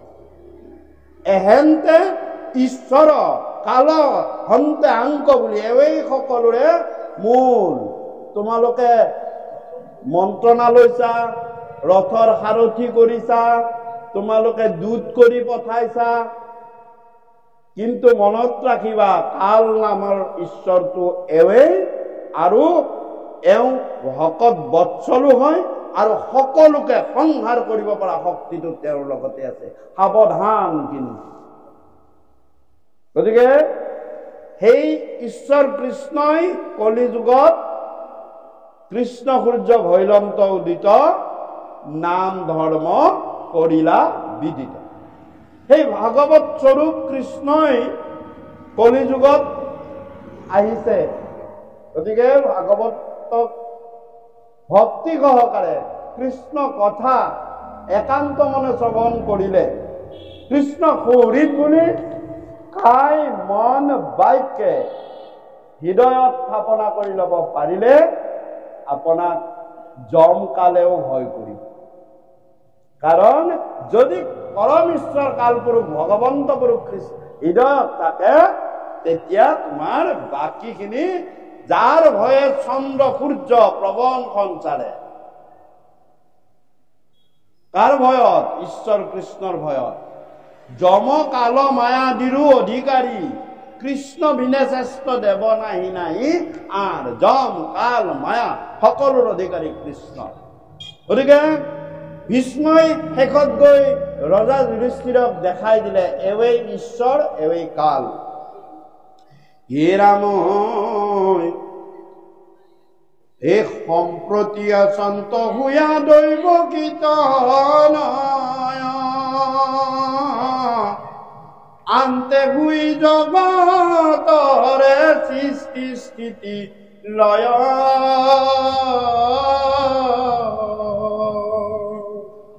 অপুতি ব্ৰহ্মাণ্ডৰ নাথ এন্তে মহাহৰি, হে ৰাম মায়ায়ে লোকক মোহি আশা সদ্ম কৰি, হে কিনু পাণ্ডু পুত্ৰ তোমাৰ হৰ মহাভাগ, ৰাম পাইলা গৃহতে হেন, হে ঈশ্বৰক লাগ। হে ৰাম পাঞ্চা দূত কৰা কচু সাৰথিৰ থৰ অমন্ত্ৰী হোৱা বুজান্ত সামান্য নৰ যেন নৰ আহান চৰণে আবে চিত্ত কৰি থিৰ কৰা প্ৰতিপাল প্ৰজা ৰাজা যুধিষ্ঠিৰ স্থিৰ আৰু ভীষ্মই ক'লে যে কোটি ব্ৰহ্মাণ্ডৰ নাথ এৱেই মায়া কৰি লোকক এও মুহি আছে দেখাইছে দৈৱকী তনয় মই গোৱালৰ ঘৰত ডাঙৰ দীঘল হৈছোঁ মই দৈৱকীৰ ল'ৰা যশোদাই মোক তুলি তালি ডাঙৰ কৰিছে এইবিলাক চব তেওঁৰ মায়া আৰু তোমালোকৰ পেহীৰ ল'ৰা বুলি তোমালোকৰ ঘৰত আহি আছে আৰু তোমালোকেও তেওঁ একেবাৰে কেতিয়াবা দুধ কৰি পঠাইছা কেতিয়াবা ৰথৰ সাৰথি ড্ৰাইভাৰো কৰিছা আৰু কেতিয়াবা একেবাৰে তোমালোকে নকৰিবলগীয়া কামবিলাকো কৃষ্ণৰ দ্বাৰাই কৰাইছা তেওঁৱে কৰাইছে গতিকে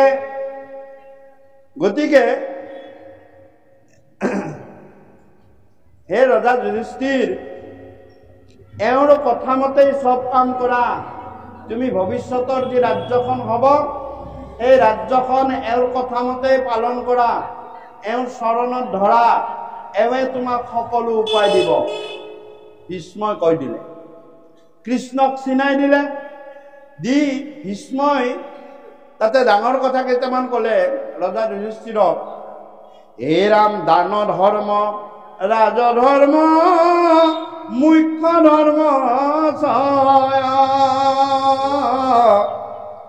পঢ়ি আছে দিলাতান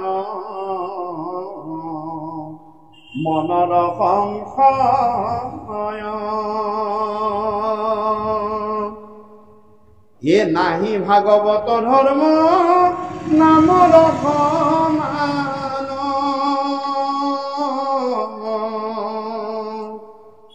অ কৃষ্ণক চিনাইলা এন্তে পৰময়ী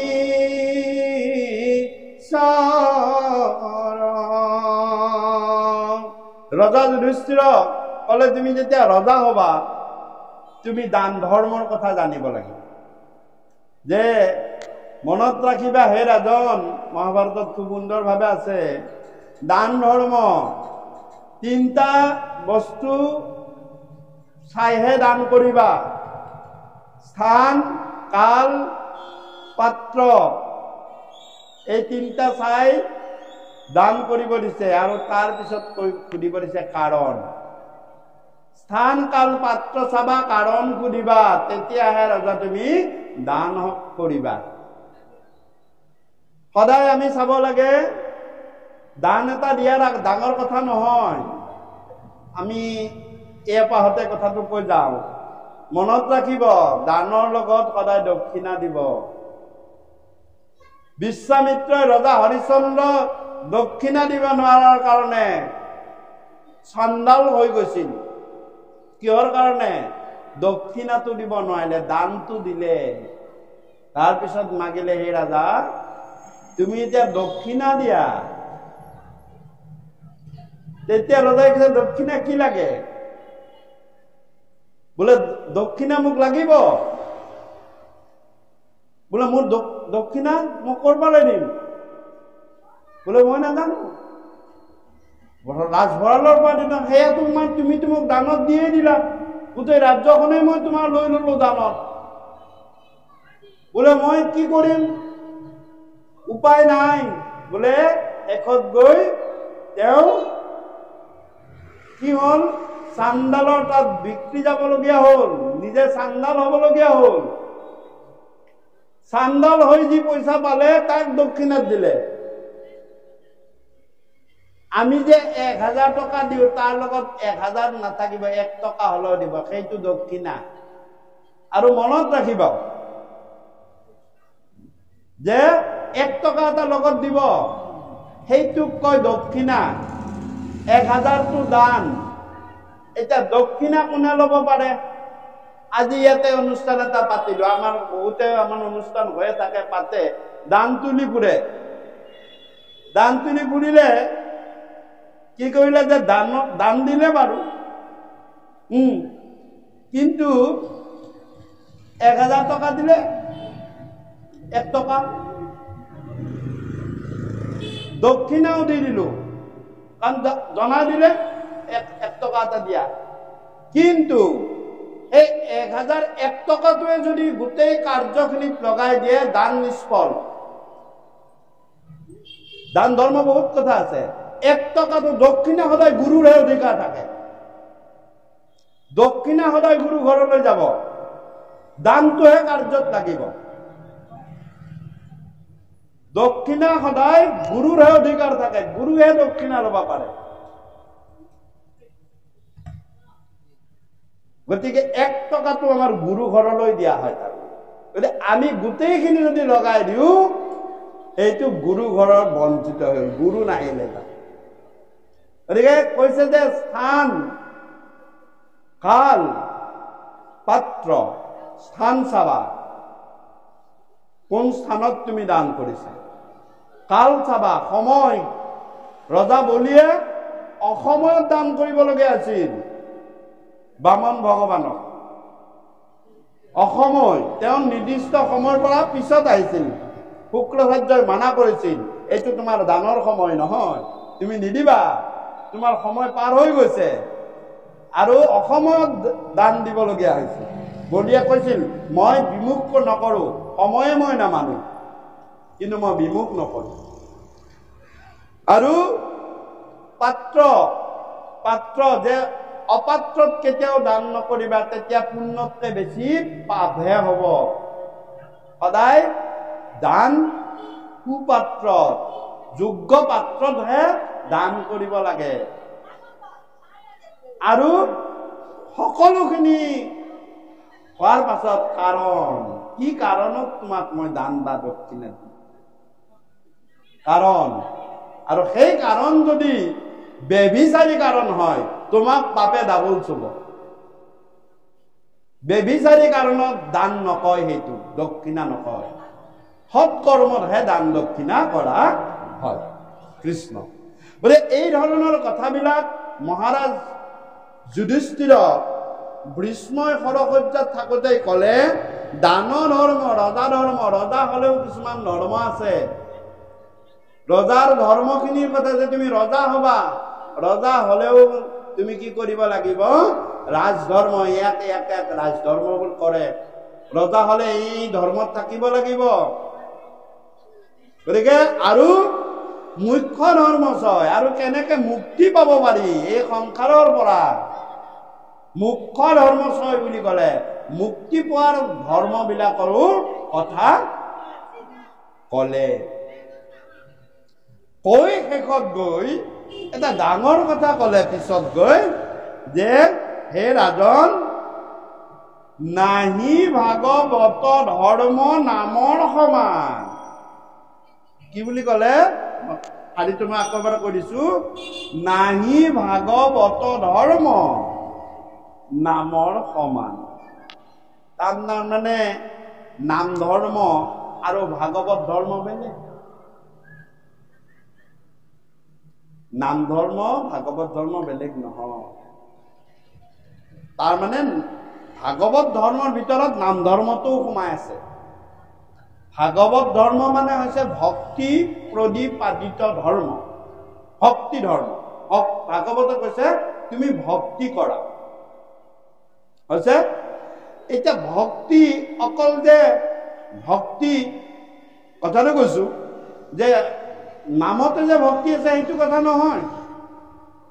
কোনোবাই আনভাৱেও ভক্তি কৰিব পাৰে, হয় নে নহয়? দান দক্ষিণাও কৰিব পাৰে, ভক্তি কৰিব পাৰে। শিক্ষকসকলক ছাত্ৰসকলে ভক্তি কৰে, শ্ৰদ্ধা ভক্তি কৰে। তেওঁলোকে নামটো নাগায়, আচাৰ ব্যৱহাৰেৰে, মান্যতাৰে, বিনম্ৰতাৰে তেওঁলোকে ভক্তি কৰে। কিছুমানে পূজা কৰিও ভক্তি কৰিব পাৰে। পূজা কৰিলেও ভক্তি লাগিব, তপ কৰিলেও ভক্তি লাগিব, যজ্ঞ কৰিলেও ভক্তি লাগিব। গতিকে এই ভক্তি যিবিলাক ভক্তি আচৰণেৰে ধৰ্ম কৰা যায় সেইবিলাককেই ভাগৱত ধৰ্ম বুলি কয়। হিংসা আচৰণেৰে নহয়, ভক্তি আচৰণেৰে। যেতিয়া তুমি পূজা কৰিবা তাত ভক্তি থাকিব লাগিব, সেইটো ভাগৱত ধৰ্মতেই পৰিব। তাৰমানে ভক্তি কৰিছে, হোম কৰিছে, তপ কৰিছে, যজ্ঞ ভক্তি কৰিব লাগিব, সেইবিলাকতো ভক্তি আছে। হিংসা আচৰণ কৰাটো হিংসা ধৰ্ম, সেইটো বেলেগ। কিন্তু কৈছে যে এই যিমান তুমি যি নকৰা ভাগৱত অৰ্থাৎ ভক্তি ধৰ্ম তুমি যিমান যেনেকুৱা নকৰা, কিন্তু নামৰ দ্বাৰা যি ভক্তি আহিব পাৰে তাতকৈ শ্ৰেষ্ঠ আৰু ভক্তি ধৰ্ম নাই, তাতকৈ আৰু শ্ৰেষ্ঠ ভাগৱত ধৰ্ম নাই। একমাত্ৰ নামেহে ভাগৱত ধৰ্মৰ ভক্তি ধৰ্মৰ ভিতৰত শ্ৰেষ্ঠ। অৰ্থাৎ নাম ললে ভগৱন্তক ভক্তি কৰা হয় আৰু সেই ভক্তিতে ভগৱন্ত সন্তুষ্ট হয় আৰু সেই সন্তুষ্টৰে ভগৱন্ত ভকতৰ দাস হৈ পৰে। এই বুলি যেতিয়া কলে, আৰু হে ৰাম নাহি ভাগৱত ধৰ্ম সমান নামৰ, কৃষ্ণ কৌশি নাই এন্তে পৰম ঈশ্বৰ।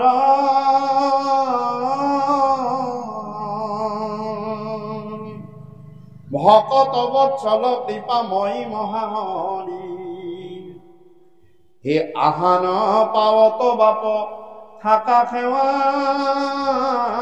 কৰি,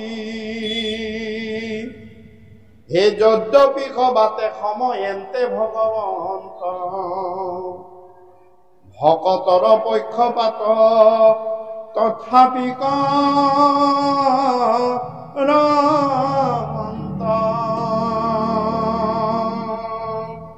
আৰু কৃষ্ণকো চিনাই দিলে যে এওঁই ঈশ্বৰ, গতিকে এওঁৰ চৰণত সেৱা কৰি তুমি ৰাজ্য চলোৱা, তেতিয়া তোমাক কোনো পাপে চুব নোৱাৰে, কোনো দুখে চুব নোৱাৰে। হয়, আমি দিনটোৰ সকলো কৰ্ম প্ৰাতঃ কালতে উঠি নাম বস্তু গুৰু সেৱা নাম সেৱা কৰাৰ লগতে সকলো কৰ্ম ভগৱানৰ চৰণত অৰ্পণ কৰি দিব লাগে। হে প্ৰভু, দিনৰ দিনটো মোৰ এই শৰীৰটোৰে যিখিনি কৰ্ম কৰা হৈছে সেইখিনি প্ৰভু তোমাৰ চৰণত অৰ্পণ কৰিলো, তুমি হেন জানি তাৰ পৰা আমাক ফল দান কৰিবা। তেতিয়া ভগৱন্তৰ দায়িত্ব থাকে। কিন্তু মই কৰিছো, মোৰ কৰিছো, মই মাত্ৰ অহংভাৱত কৰা কাৰ্যত কি হয়, ভগৱন্ত আঁতৰি দিয়ে, মোকতো অৰ্পণেই নকৰিলা তোমাৰ কৰ্মখিনি। গতিকে ৰজা যুধিষ্ঠিৰক কৈছে, যি ৰাজ্য শাসন কৰিবা ভগৱানৰ চৰণত অৰ্পণ কৰি কৰিবা, এওঁৰ সেৱা বুলি ভাবিবা, ভাবি তুমি ৰাজ্য শাসন কৰিবা। গতিকে আমি ভাবোনে ৰাতিপুৱাই আমি সকলো কাম ভগৱানৰ কৰ্ম বুলি কৰিবলৈ আগবাঢ়িব। হে ৰাম কৈছে, তথাপিও যে যদ্যপিও ভগৱন্ত পুৰুষ সকলোতে সমান, কিন্তু ভকতক এওঁ ৰক্ষণাবেক্ষণা দিয়ে আৰু ভকতৰ পক্ষপাতি কৰে। এওঁ সকলোতে সমান। চাওক কেনেকে সকলোতে সমান, যে সকলোতে সমান এনেকুৱা ধৰণৰ, আজি এটা মহাসন্ত সাধু মহাপৰম বৈষ্ণৱ, তেওঁ ভগৱানে যিখিনি দিছে, মহাদুষ্ট দুৰাচাৰ এটা কুটো সেইখিনিয়ে দিছে, কম বেছি কৰিতো দিয়া নাই। দিছে জানো? কম বেছি কৰি দিয়া নাই। গতিকে তেওঁ ভগৱন্ত পুৰুষে সকলোকে সমানে চাইছে, কিন্তু তেওঁৰ কৰ্ম আচৰণে, তেওঁৰ কৰ্ম ফলে তেওঁক কি কৰিছে, বেয়াৰ দিশলৈ টানি লৈ গৈছে। আৰু সন্ত সাধুজনক কৃষ্ণৰ কৃপাৰে তেওঁ যেহেতু সকলো কৰ্ম ভাল ভগৱানক অৰ্পণ কৰি কৰে, তেওঁক ভাল দিশলৈ টানি লৈ গুচি আহিছে। গতিকে ভগৱন্তই কি কৰে, যিয়ে তেওঁৰ ওচৰ চাপি আহিব তেওঁক পাৰলৈ তুলি দিয়ে। এবাৰ ৰাসক্ৰিয়াৰ মাজতেই প্ৰভু ভগৱন্তই এদিন যমুনাৰ এককাল পানীলৈ নামি গৈছে আৰু নামি গৈ তেওঁ আচল পাতি পাতি কিবা আনিছে, আনি বালিৰ ওপৰত থৈ দিছে। বাৰে বাৰে এককাল পানীলৈ নামি যায়, আকৌ পাৰত তোলে, আকৌ নামি যায়, আকৌ পাৰত তোলে। তেতিয়া গোপীসকলে কৈছে, হে কৃষ্ণ, তুমি কি কাম কৰিছা? একেবাৰতে দেখোন উঠাই লৈ আহিলে হ'ল, তুমি কি অনা নিয়া কৰিছা এইবিলাক? তেতিয়া কৃষ্ণই কৈছে, নহয় চোৱা, যে মই এই যে নামি আহিছো, এই নামি আহিছো যে মই এককাল পানীলৈ নামি গৈছো, জীৱবিলাক নৈৰে উটি গৈ আছে, জীৱবিলাকক আনি মই পাৰত থৈছো, মই পাৰ চপাইছো। বোলে তুমি দেখোন গোটেইখিনিকে লৈ আহিব পাৰা, তুমি আচল পানী যা আনিছা? বোলে মই সকলোকে অনা নাই, কাক পাৰত উঠাইছো? যিয়ে মোৰ ওচৰ চাপি আহিছে। বহুত দূৰেৰেও গৈছে বহুত জীৱ, মই উঠাই অনা নাই। কাক আনিছো? যিয়ে মোৰ ওচৰ চাপি আহিছে। অৰ্থাৎ ভগৱন্তৰ ওচৰ চাপি যাব লাগিব, তেতিয়াহে ভগৱন্ত পুৰুষে তোমাক কৃপা কৰিব। গতিকে ইয়াতো কৈছে যে এওঁ ভকতৰ পক্ষপাতি কৰে। কি কেনেকুৱা পক্ষপাতি কৰে? এ মই প্ৰাণয়েৰো দেখা হে নহমত, আপুনি ভৈৰন্ত আখি আগে উপগত। যে মোৰ এইটোৱে ইচ্ছা আছিল। ইচ্ছা কৈছো ন, ভীষ্মৰ ইচ্ছা মৃত্যু, ইচ্ছা মৃত্যু নহয়, ইচ্ছাৰ মৃত্যু। ভীষ্মৰ কি ইচ্ছা আছিল? ভীষ্মৰ ইচ্ছাটো আছিল যে যুদ্ধক্ষেত্ৰত ভীষ্মৰ দিব্য দৃষ্টি আছিল। ভীষ্ম পৰম বৈষ্ণৱ, তেওঁ দিব্য দৃষ্টিৰে সকলোবিলাক দেখা পায়, জানে।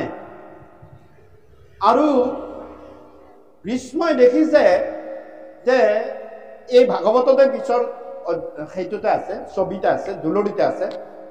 ভীষ্মই দেখিছে যে যিবিলাক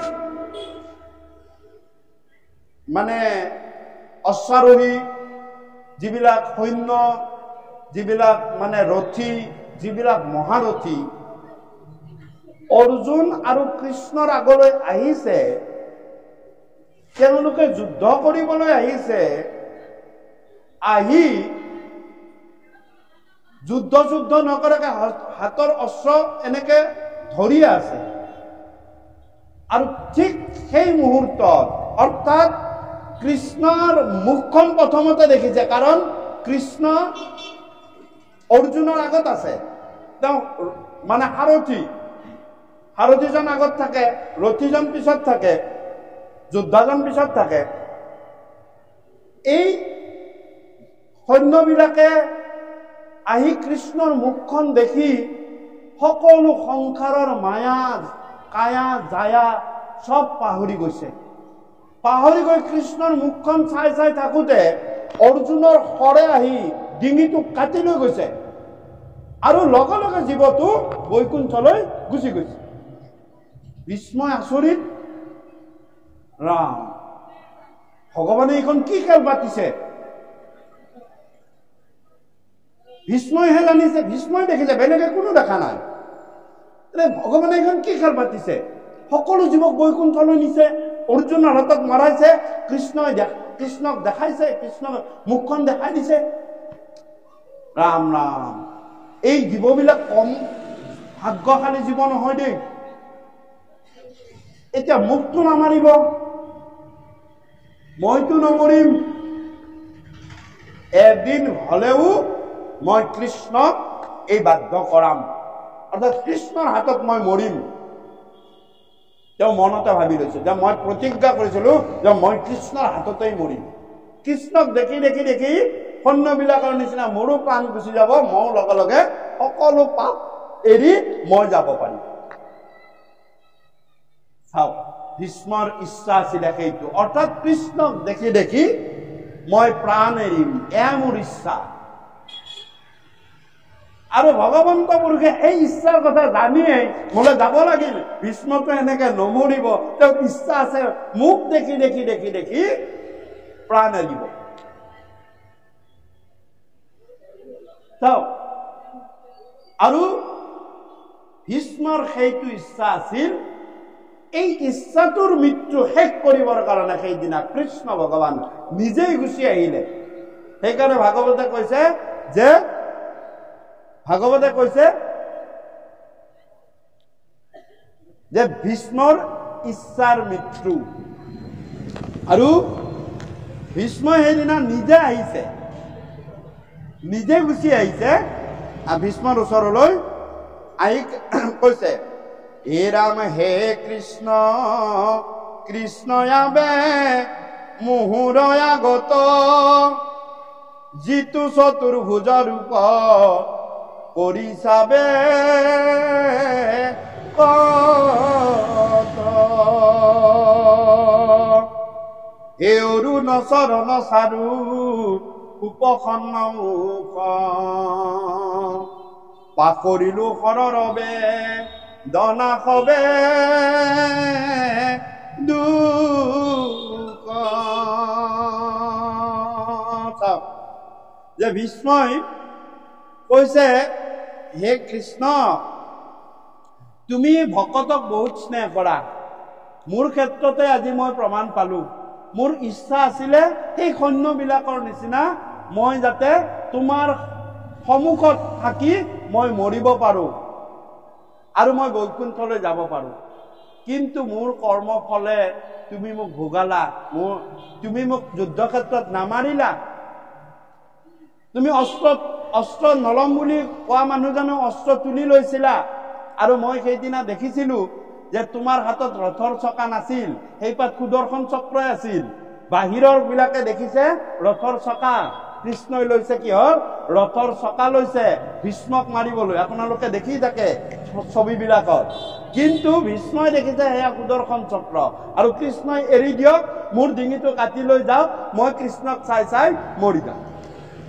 কিন্তু কৰ্মফলে মোক ৰখাই দিলে, মই এই সৰসজ্জাত পৰি দুখ যন্ত্ৰণা পাবলগীয়া হৈ আছো মই, কাৰণ মই অন্যায়ৰ ভাত খাইছিলো, মই অন্যায় অধৰ্মীৰ সংগ দিছিলো। অন্যায় অধৰ্মীৰ সংগ দিয়া, অন্যায় অধৰ্মীৰ ভাত খোৱা, অন্ন খোৱা, এইবিলাক নৰক ভুঞ্জিবই লাগিব। ইয়াত পাই পাই হিচাপ দি থৈ যাব লাগিব।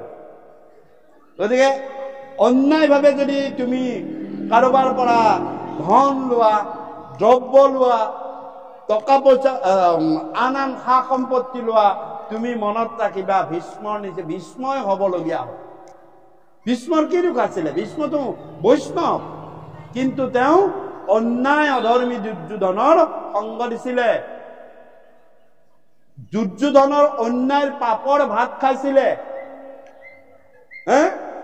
সেইকাৰণে ভীষ্মই সৰসজ্জাত শেষ টোপাত তেজ থকালৈকে থাকিবলগীয়া হল। আৰু যেতিয়া কৃষ্ণই কৃপা হৈ নিজে নিজে আহিলে, তেতিয়া কৃষ্ণক যেতিয়া কৃপা কৰিলে, কৃষ্ণই যেতিয়া আহিলে, তেতিয়া ভীষ্মই কৈছে যে হে কৃষ্ণ, বাকীবিলাকতো সকলোৱেতো কি দেখি আছে? দুই ভুজীয়া কৃষ্ণ দেখি আছে। কথাবিলাক মন কৰিব আপোনালোকে। গতিকে খুব দৰকাৰী কথা এইবিলাক।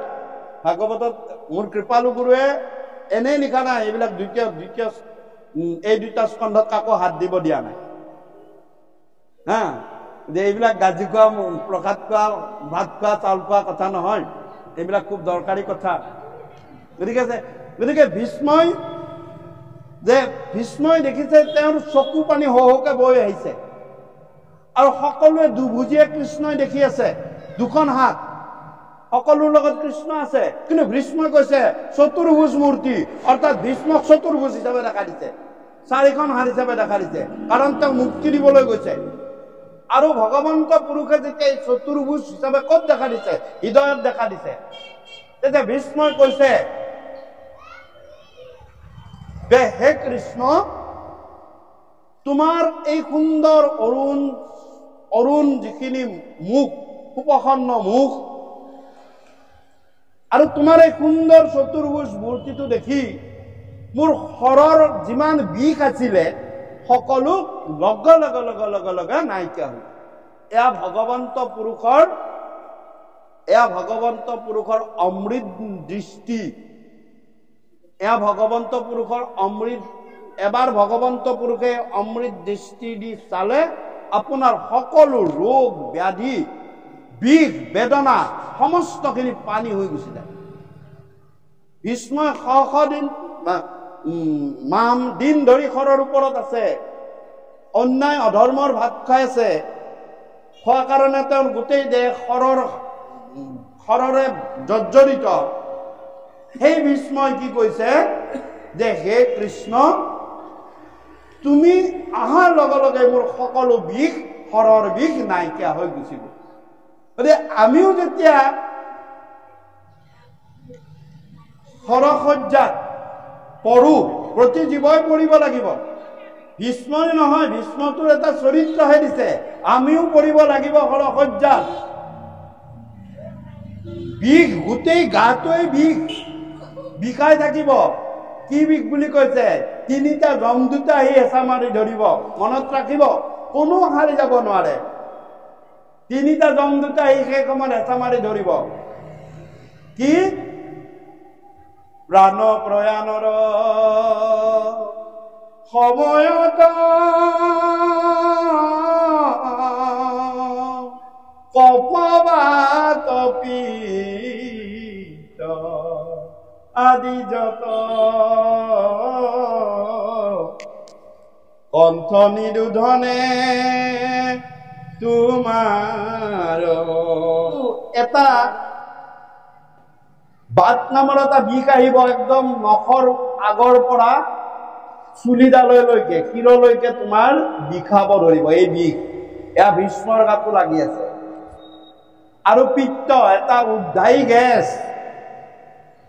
তলৰ ফালৰ পৰা ওপৰলৈ গুচি আহিব। এই কফ, বাত, পিত্ত, এই তিনিটা যমদূতে ধৰিব। ভীষ্মকো ধৰিছে, কিন্তু কৃষ্ণ ভাৱনা অহাৰ লগে লগে, কৃষ্ণ আহি সন্মুখত থিয় হোৱাৰ লগে লগে ভীষ্মই নিজে কৈছে যে অৰুণ চৰণ চাৰু সুপ্ৰসন্ন মুখ, পাহৰিলো শৰৰ বেদনা যত দুখ।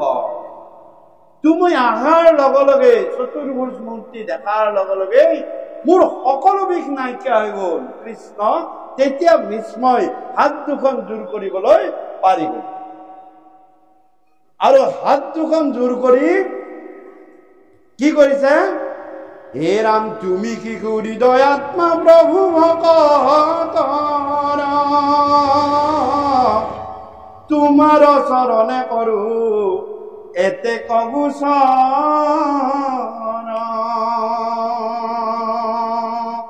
তেতিয়া কৈছে, হে প্ৰভু, তোমাৰ ওচৰত মোৰ এটা গোচৰ আছে।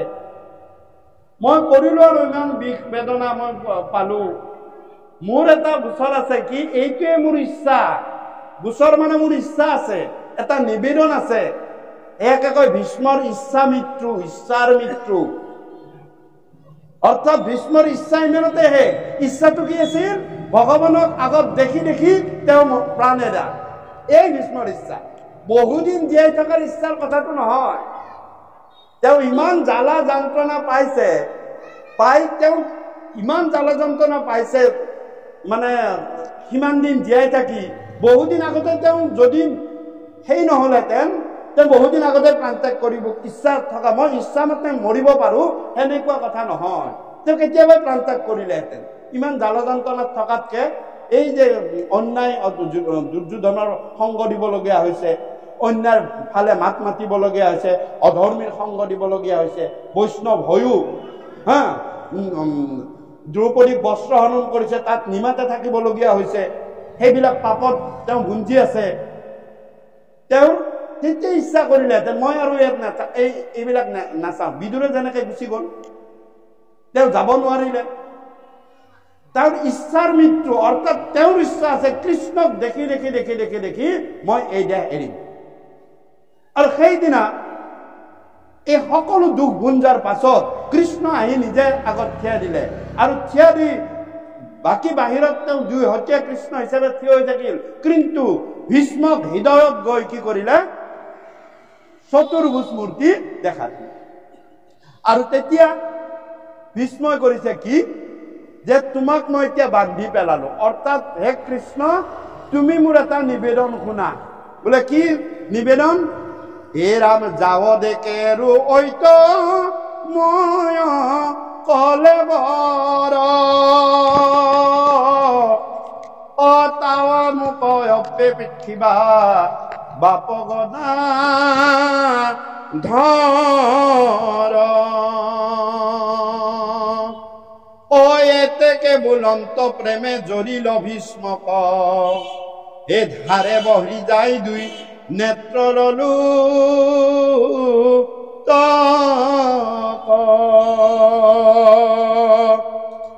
ও রাম থাকিলন্ত স্তম্ভী ভীষ্মে কৃষ্ণ কনিরে কি হে কৃষ্ণ ভৈরা আকুল ভ পতিতান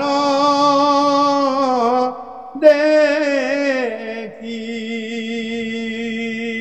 আৰু কৃষ্ণক কলে হে কৃষ্ণ মই যেতিয়ালৈ এই দেহ নেৰু তুমি মোৰ হৃদয়ত এনেকে চতুৰ্ভুজ মূৰ্তি ধৰি হে ভগৱান তুমি স্থাপন থাকিবা। আৰু কৃষ্ণক যেতিয়া কলে, ভীষ্মৰ ইচ্ছাই যেতিয়া সেইটো, আৰু ভীষ্মৰ সেই কথা ৰাখিব গৈ কৃষ্ণও ভীষ্মৰ হৃদয়ত সেই চতুৰ্ভুজ মূৰ্তি ধৰি আনন্দ চিত্তে ৰৈ থাকিল। আৰু কৃষ্ণক সেনেকে দেখি দেখি দেখি দেখি দেখি ভীষ্মই দেহ এৰিলে। এই কাৰণে মোৰ কৃপালু গুৰুৱে ভীষ্মৰ মুখ্যোৎসৱ বুলি কৈছে যে তোমাৰ মৃত্যুটো উৎসৱ হব যদি তুমি হৃদয়ত কৃষ্ণ চিন্তাৰে এই দেহ এৰিব পাৰা। এই দেহটো এৰিবই লাগিব এদিন নহলে এদিন, কিন্তু হৃদয়ত সেই ভীষ্মৰ নিচিনা তুমি কৃষ্ণ চিন্তাৰে কৃষ্ণ ভাৱনাৰে কৃষ্ণক হৃদয়ত লৈ এই দেহ এৰা, তোমাৰ কাৰণে সেয়া উৎসৱ। বাকী বিলাকে সংসাৰী বিলাকে কান্দিব, কিন্তু তুমি ভগৱন্তৰ কৃপাৰ পাত্ৰ হৈ তুমি অমৃতৰ সন্তান, আকৌ অমৃতৰ উত্তম উত্তম উত্তম গতি তুমি লাভ কৰিব পাৰিবা। এইদৰে মোৰ কৃপালু গুৰুৱে ভীষ্মৰ মুখ্যোৎসৱৰ কথা কৈছে আৰু ভীষ্মৰ মহাপ্ৰয়াণৰ কথা কৈছে। আৰু শুনা সভা সদপদ মহা ভাগৱত হৃদয়ত বিচাৰি ক খাৰ লৈবাত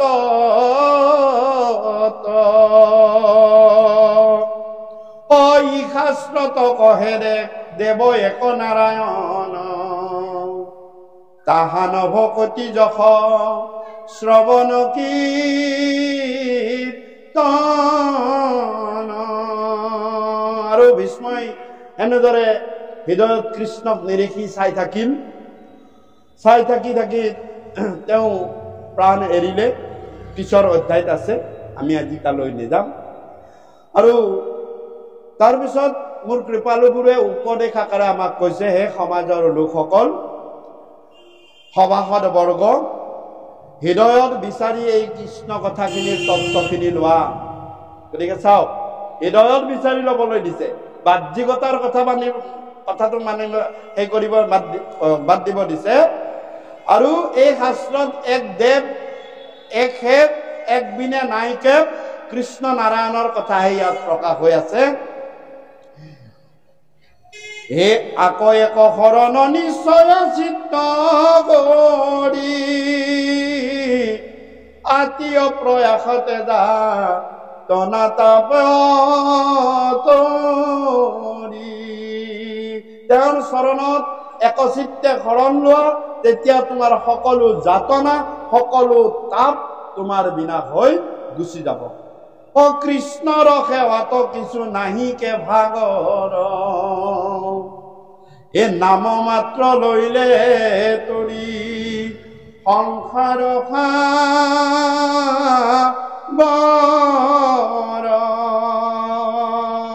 অন্যত ব্ৰত সেৱা, অন্যত ব্ৰত পূজা পৰ্বণ এইবিলাকত দেহাৰ ভাগৰ আছে, দেহাৰ দুখ আছে, কষ্ট আছে, আৰু তাত কলিয়ে সততে বাধা বিঘিনি দিব। যে জ্ঞানৰ পথত নাহিকে সহায়, কৰ্মত বিঘিনি ভয়, ভক্তিৰ পথত ঈশ্বৰ সহায়, জানিবা ৰাজা নিশ্চয়। তুমি যদি জ্ঞানেৰে ভগৱন্তক জানিবলৈ বিচাৰা, কলিযুগত তোমাক তিনিটা তোমাক বাধা দিব কলিয়ে। আৰু যদি কৰ্মেৰে তুমি যদি যোৱা, তেতিয়া 6 প্ৰকাৰে কলিয়ে তোমাক বাধা দিব।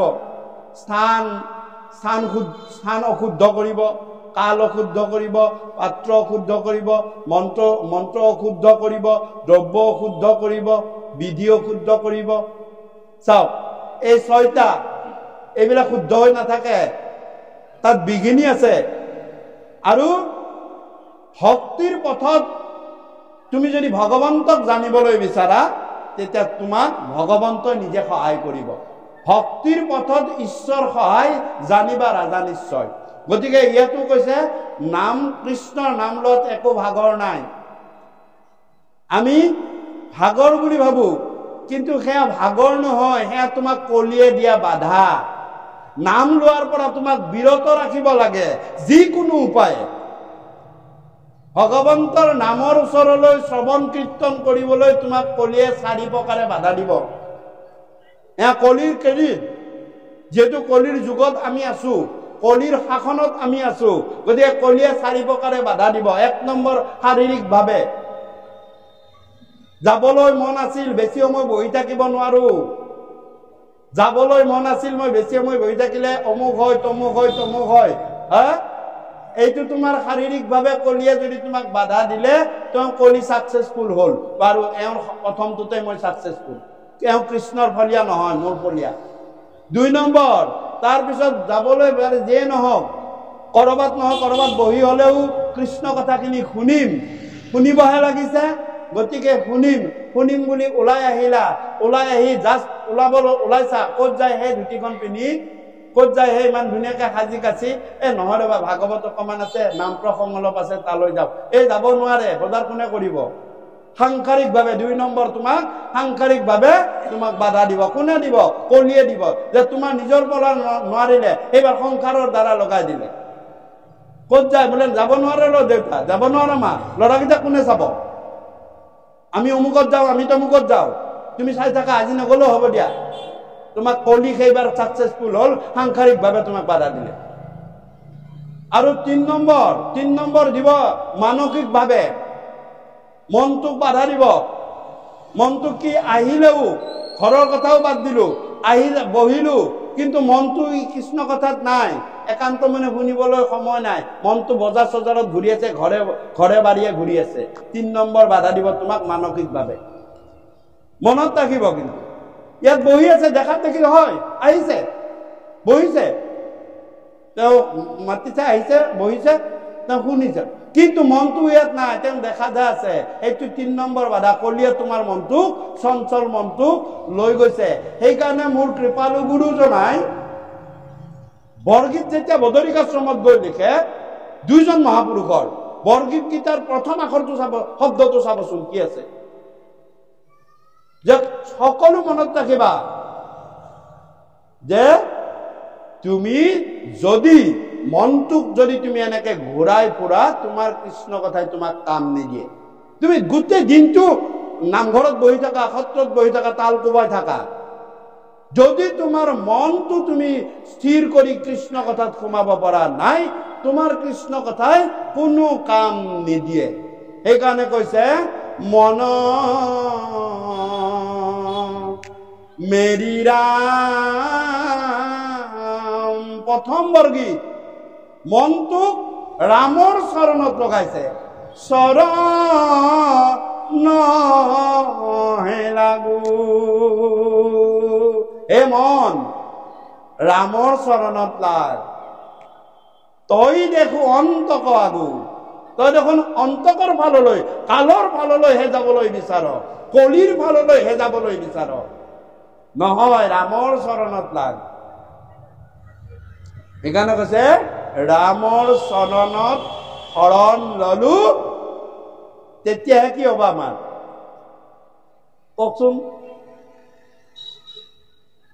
ৰাম চৰণে শৰণ লৈলো, অ মানৱী জনম সম্পৰ্ক কৰিলো।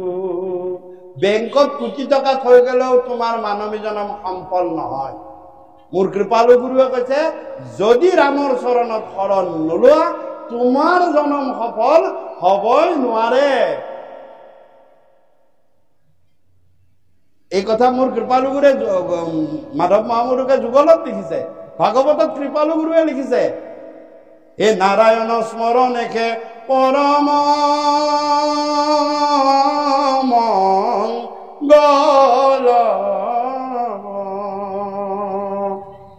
এহি মানে জীৱনৰ জনম ফল। মনত ৰাখিবা, তোমাৰ জীৱনটো তেতিয়াহে সফল হব যদি তুমি নাৰায়ণ স্মৰণ কৰাব। নাৰায়ণ স্মৰণেকে পৰম মংগল, এই মানে জনমৰ জীৱন সফল। আৰু ইয়াতো কৈছে হে ৰাম। আৰু একেবাৰে শেষত মই তিনিটাৰ কথা কলো, চাৰিটো কৈ থৈ যাম। আৰু 4 নম্বৰ হৈছে সামাজিক ভাৱে কলিয়ে আমাক বাধা দিব। কৃষ্ণ নাম পাতিছো, মই এইখন সমাজৰ লগত উঠা বহা নহয়, মই নেযাওঁ। এয়া কলি চাকচেছফুল হৈ গ'ল একদম শেষত। মোক মাতা নাই, মই নেযাওঁ। এইখন অমুক সমাজ, মই নেযাওঁ। এয়া সামাজিক ভাৱে কলি চাকচেছফুল।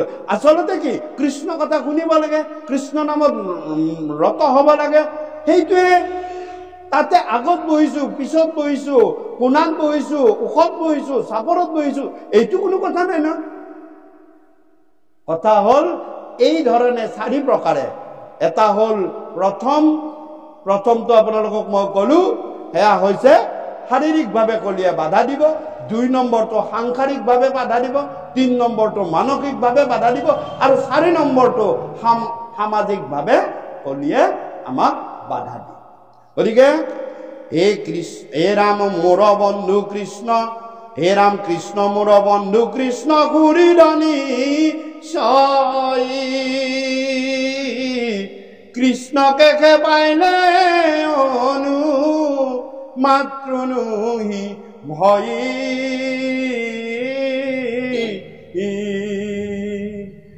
এহি তত্ত্ব জানে যিটো সেহি মহাজ্ঞানী, সেহি মহাগুৰু, সেহি জনচক্ৰপাণী। গতিকে কৃষ্ণে মোৰ পুৰীত, কৃষ্ণে মোৰ বন্ধু, কৃষ্ণক পালে আমাৰ সকলো ভয় দূৰ হৈ যায়। সেইকাৰণে মনত ৰাখিব, একমাত্ৰ ভগৱন্তৰ দুখানি চৰণকহে অভয় চৰণ বুলি কয়। কোনো দেৱ দেৱী, কোনো এজন দেৱ দেৱীৰ চৰণক অভয় চৰণ নহয়। অৰ্থাৎ ভগৱন্তৰ চৰণত আশ্ৰয় কৰিলে তোমাৰ মনৰ পৰা মৃত্যু ভয়টো আঁতৰি গুচি যায়, মৃত্যু ভয় নাথাকে। সেইকাৰণে মাধৱ মহাপুৰুষে একেবাৰে শেষত 1000 ঘোষা লিখি একেবাৰে শেষত কলে, একেবাৰে শেষৰ ঘোষাটো চাওকচোন, যে শেষৰ ঘোষাটোত কৈছে যে তোমাৰ ভয় দুই চৰণে শৰণ লৈলো, লৈও মোক নিজ দাস কৰি হৰি ৰাম, লৈও মোক নিজ দাস কৰি। হয়নে? গতিকে ভগৱন্তৰ অভয় চৰণ, সেইকাৰণে কৈছে ভগৱন্তৰ অভয় চৰণ ৰাতুল চৰণ, অৰুণ চৰণ, শ্ৰী চৰণ, পদ্মচৰণ, হয় নে নহয়? গতিকে এই অভয় চৰণত যদি সেৱা সন্মান কৰা হয় আৰু কৈছে তোমাৰ মনৰ ভয় দূৰ গুচি যাব, এই কথা যিজনে জানে তেওঁ মহাজ্ঞানী।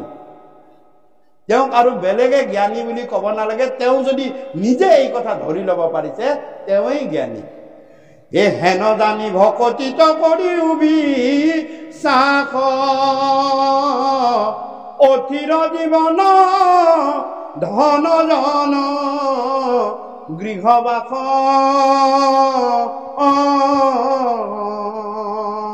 খনিকত নথাকে মে ঘৰ যেন সদম এ আর ব্যর্থে নেরিবা কৃষ্ণর পাদ পদ্ম হে কালয় জগরে গিলে তিলে কমরণ কৃষ্ণর চরণে লয় সত্যরে শরণ কৃষ্ণর কিং করে কহে ইহে তত্ত্ব সার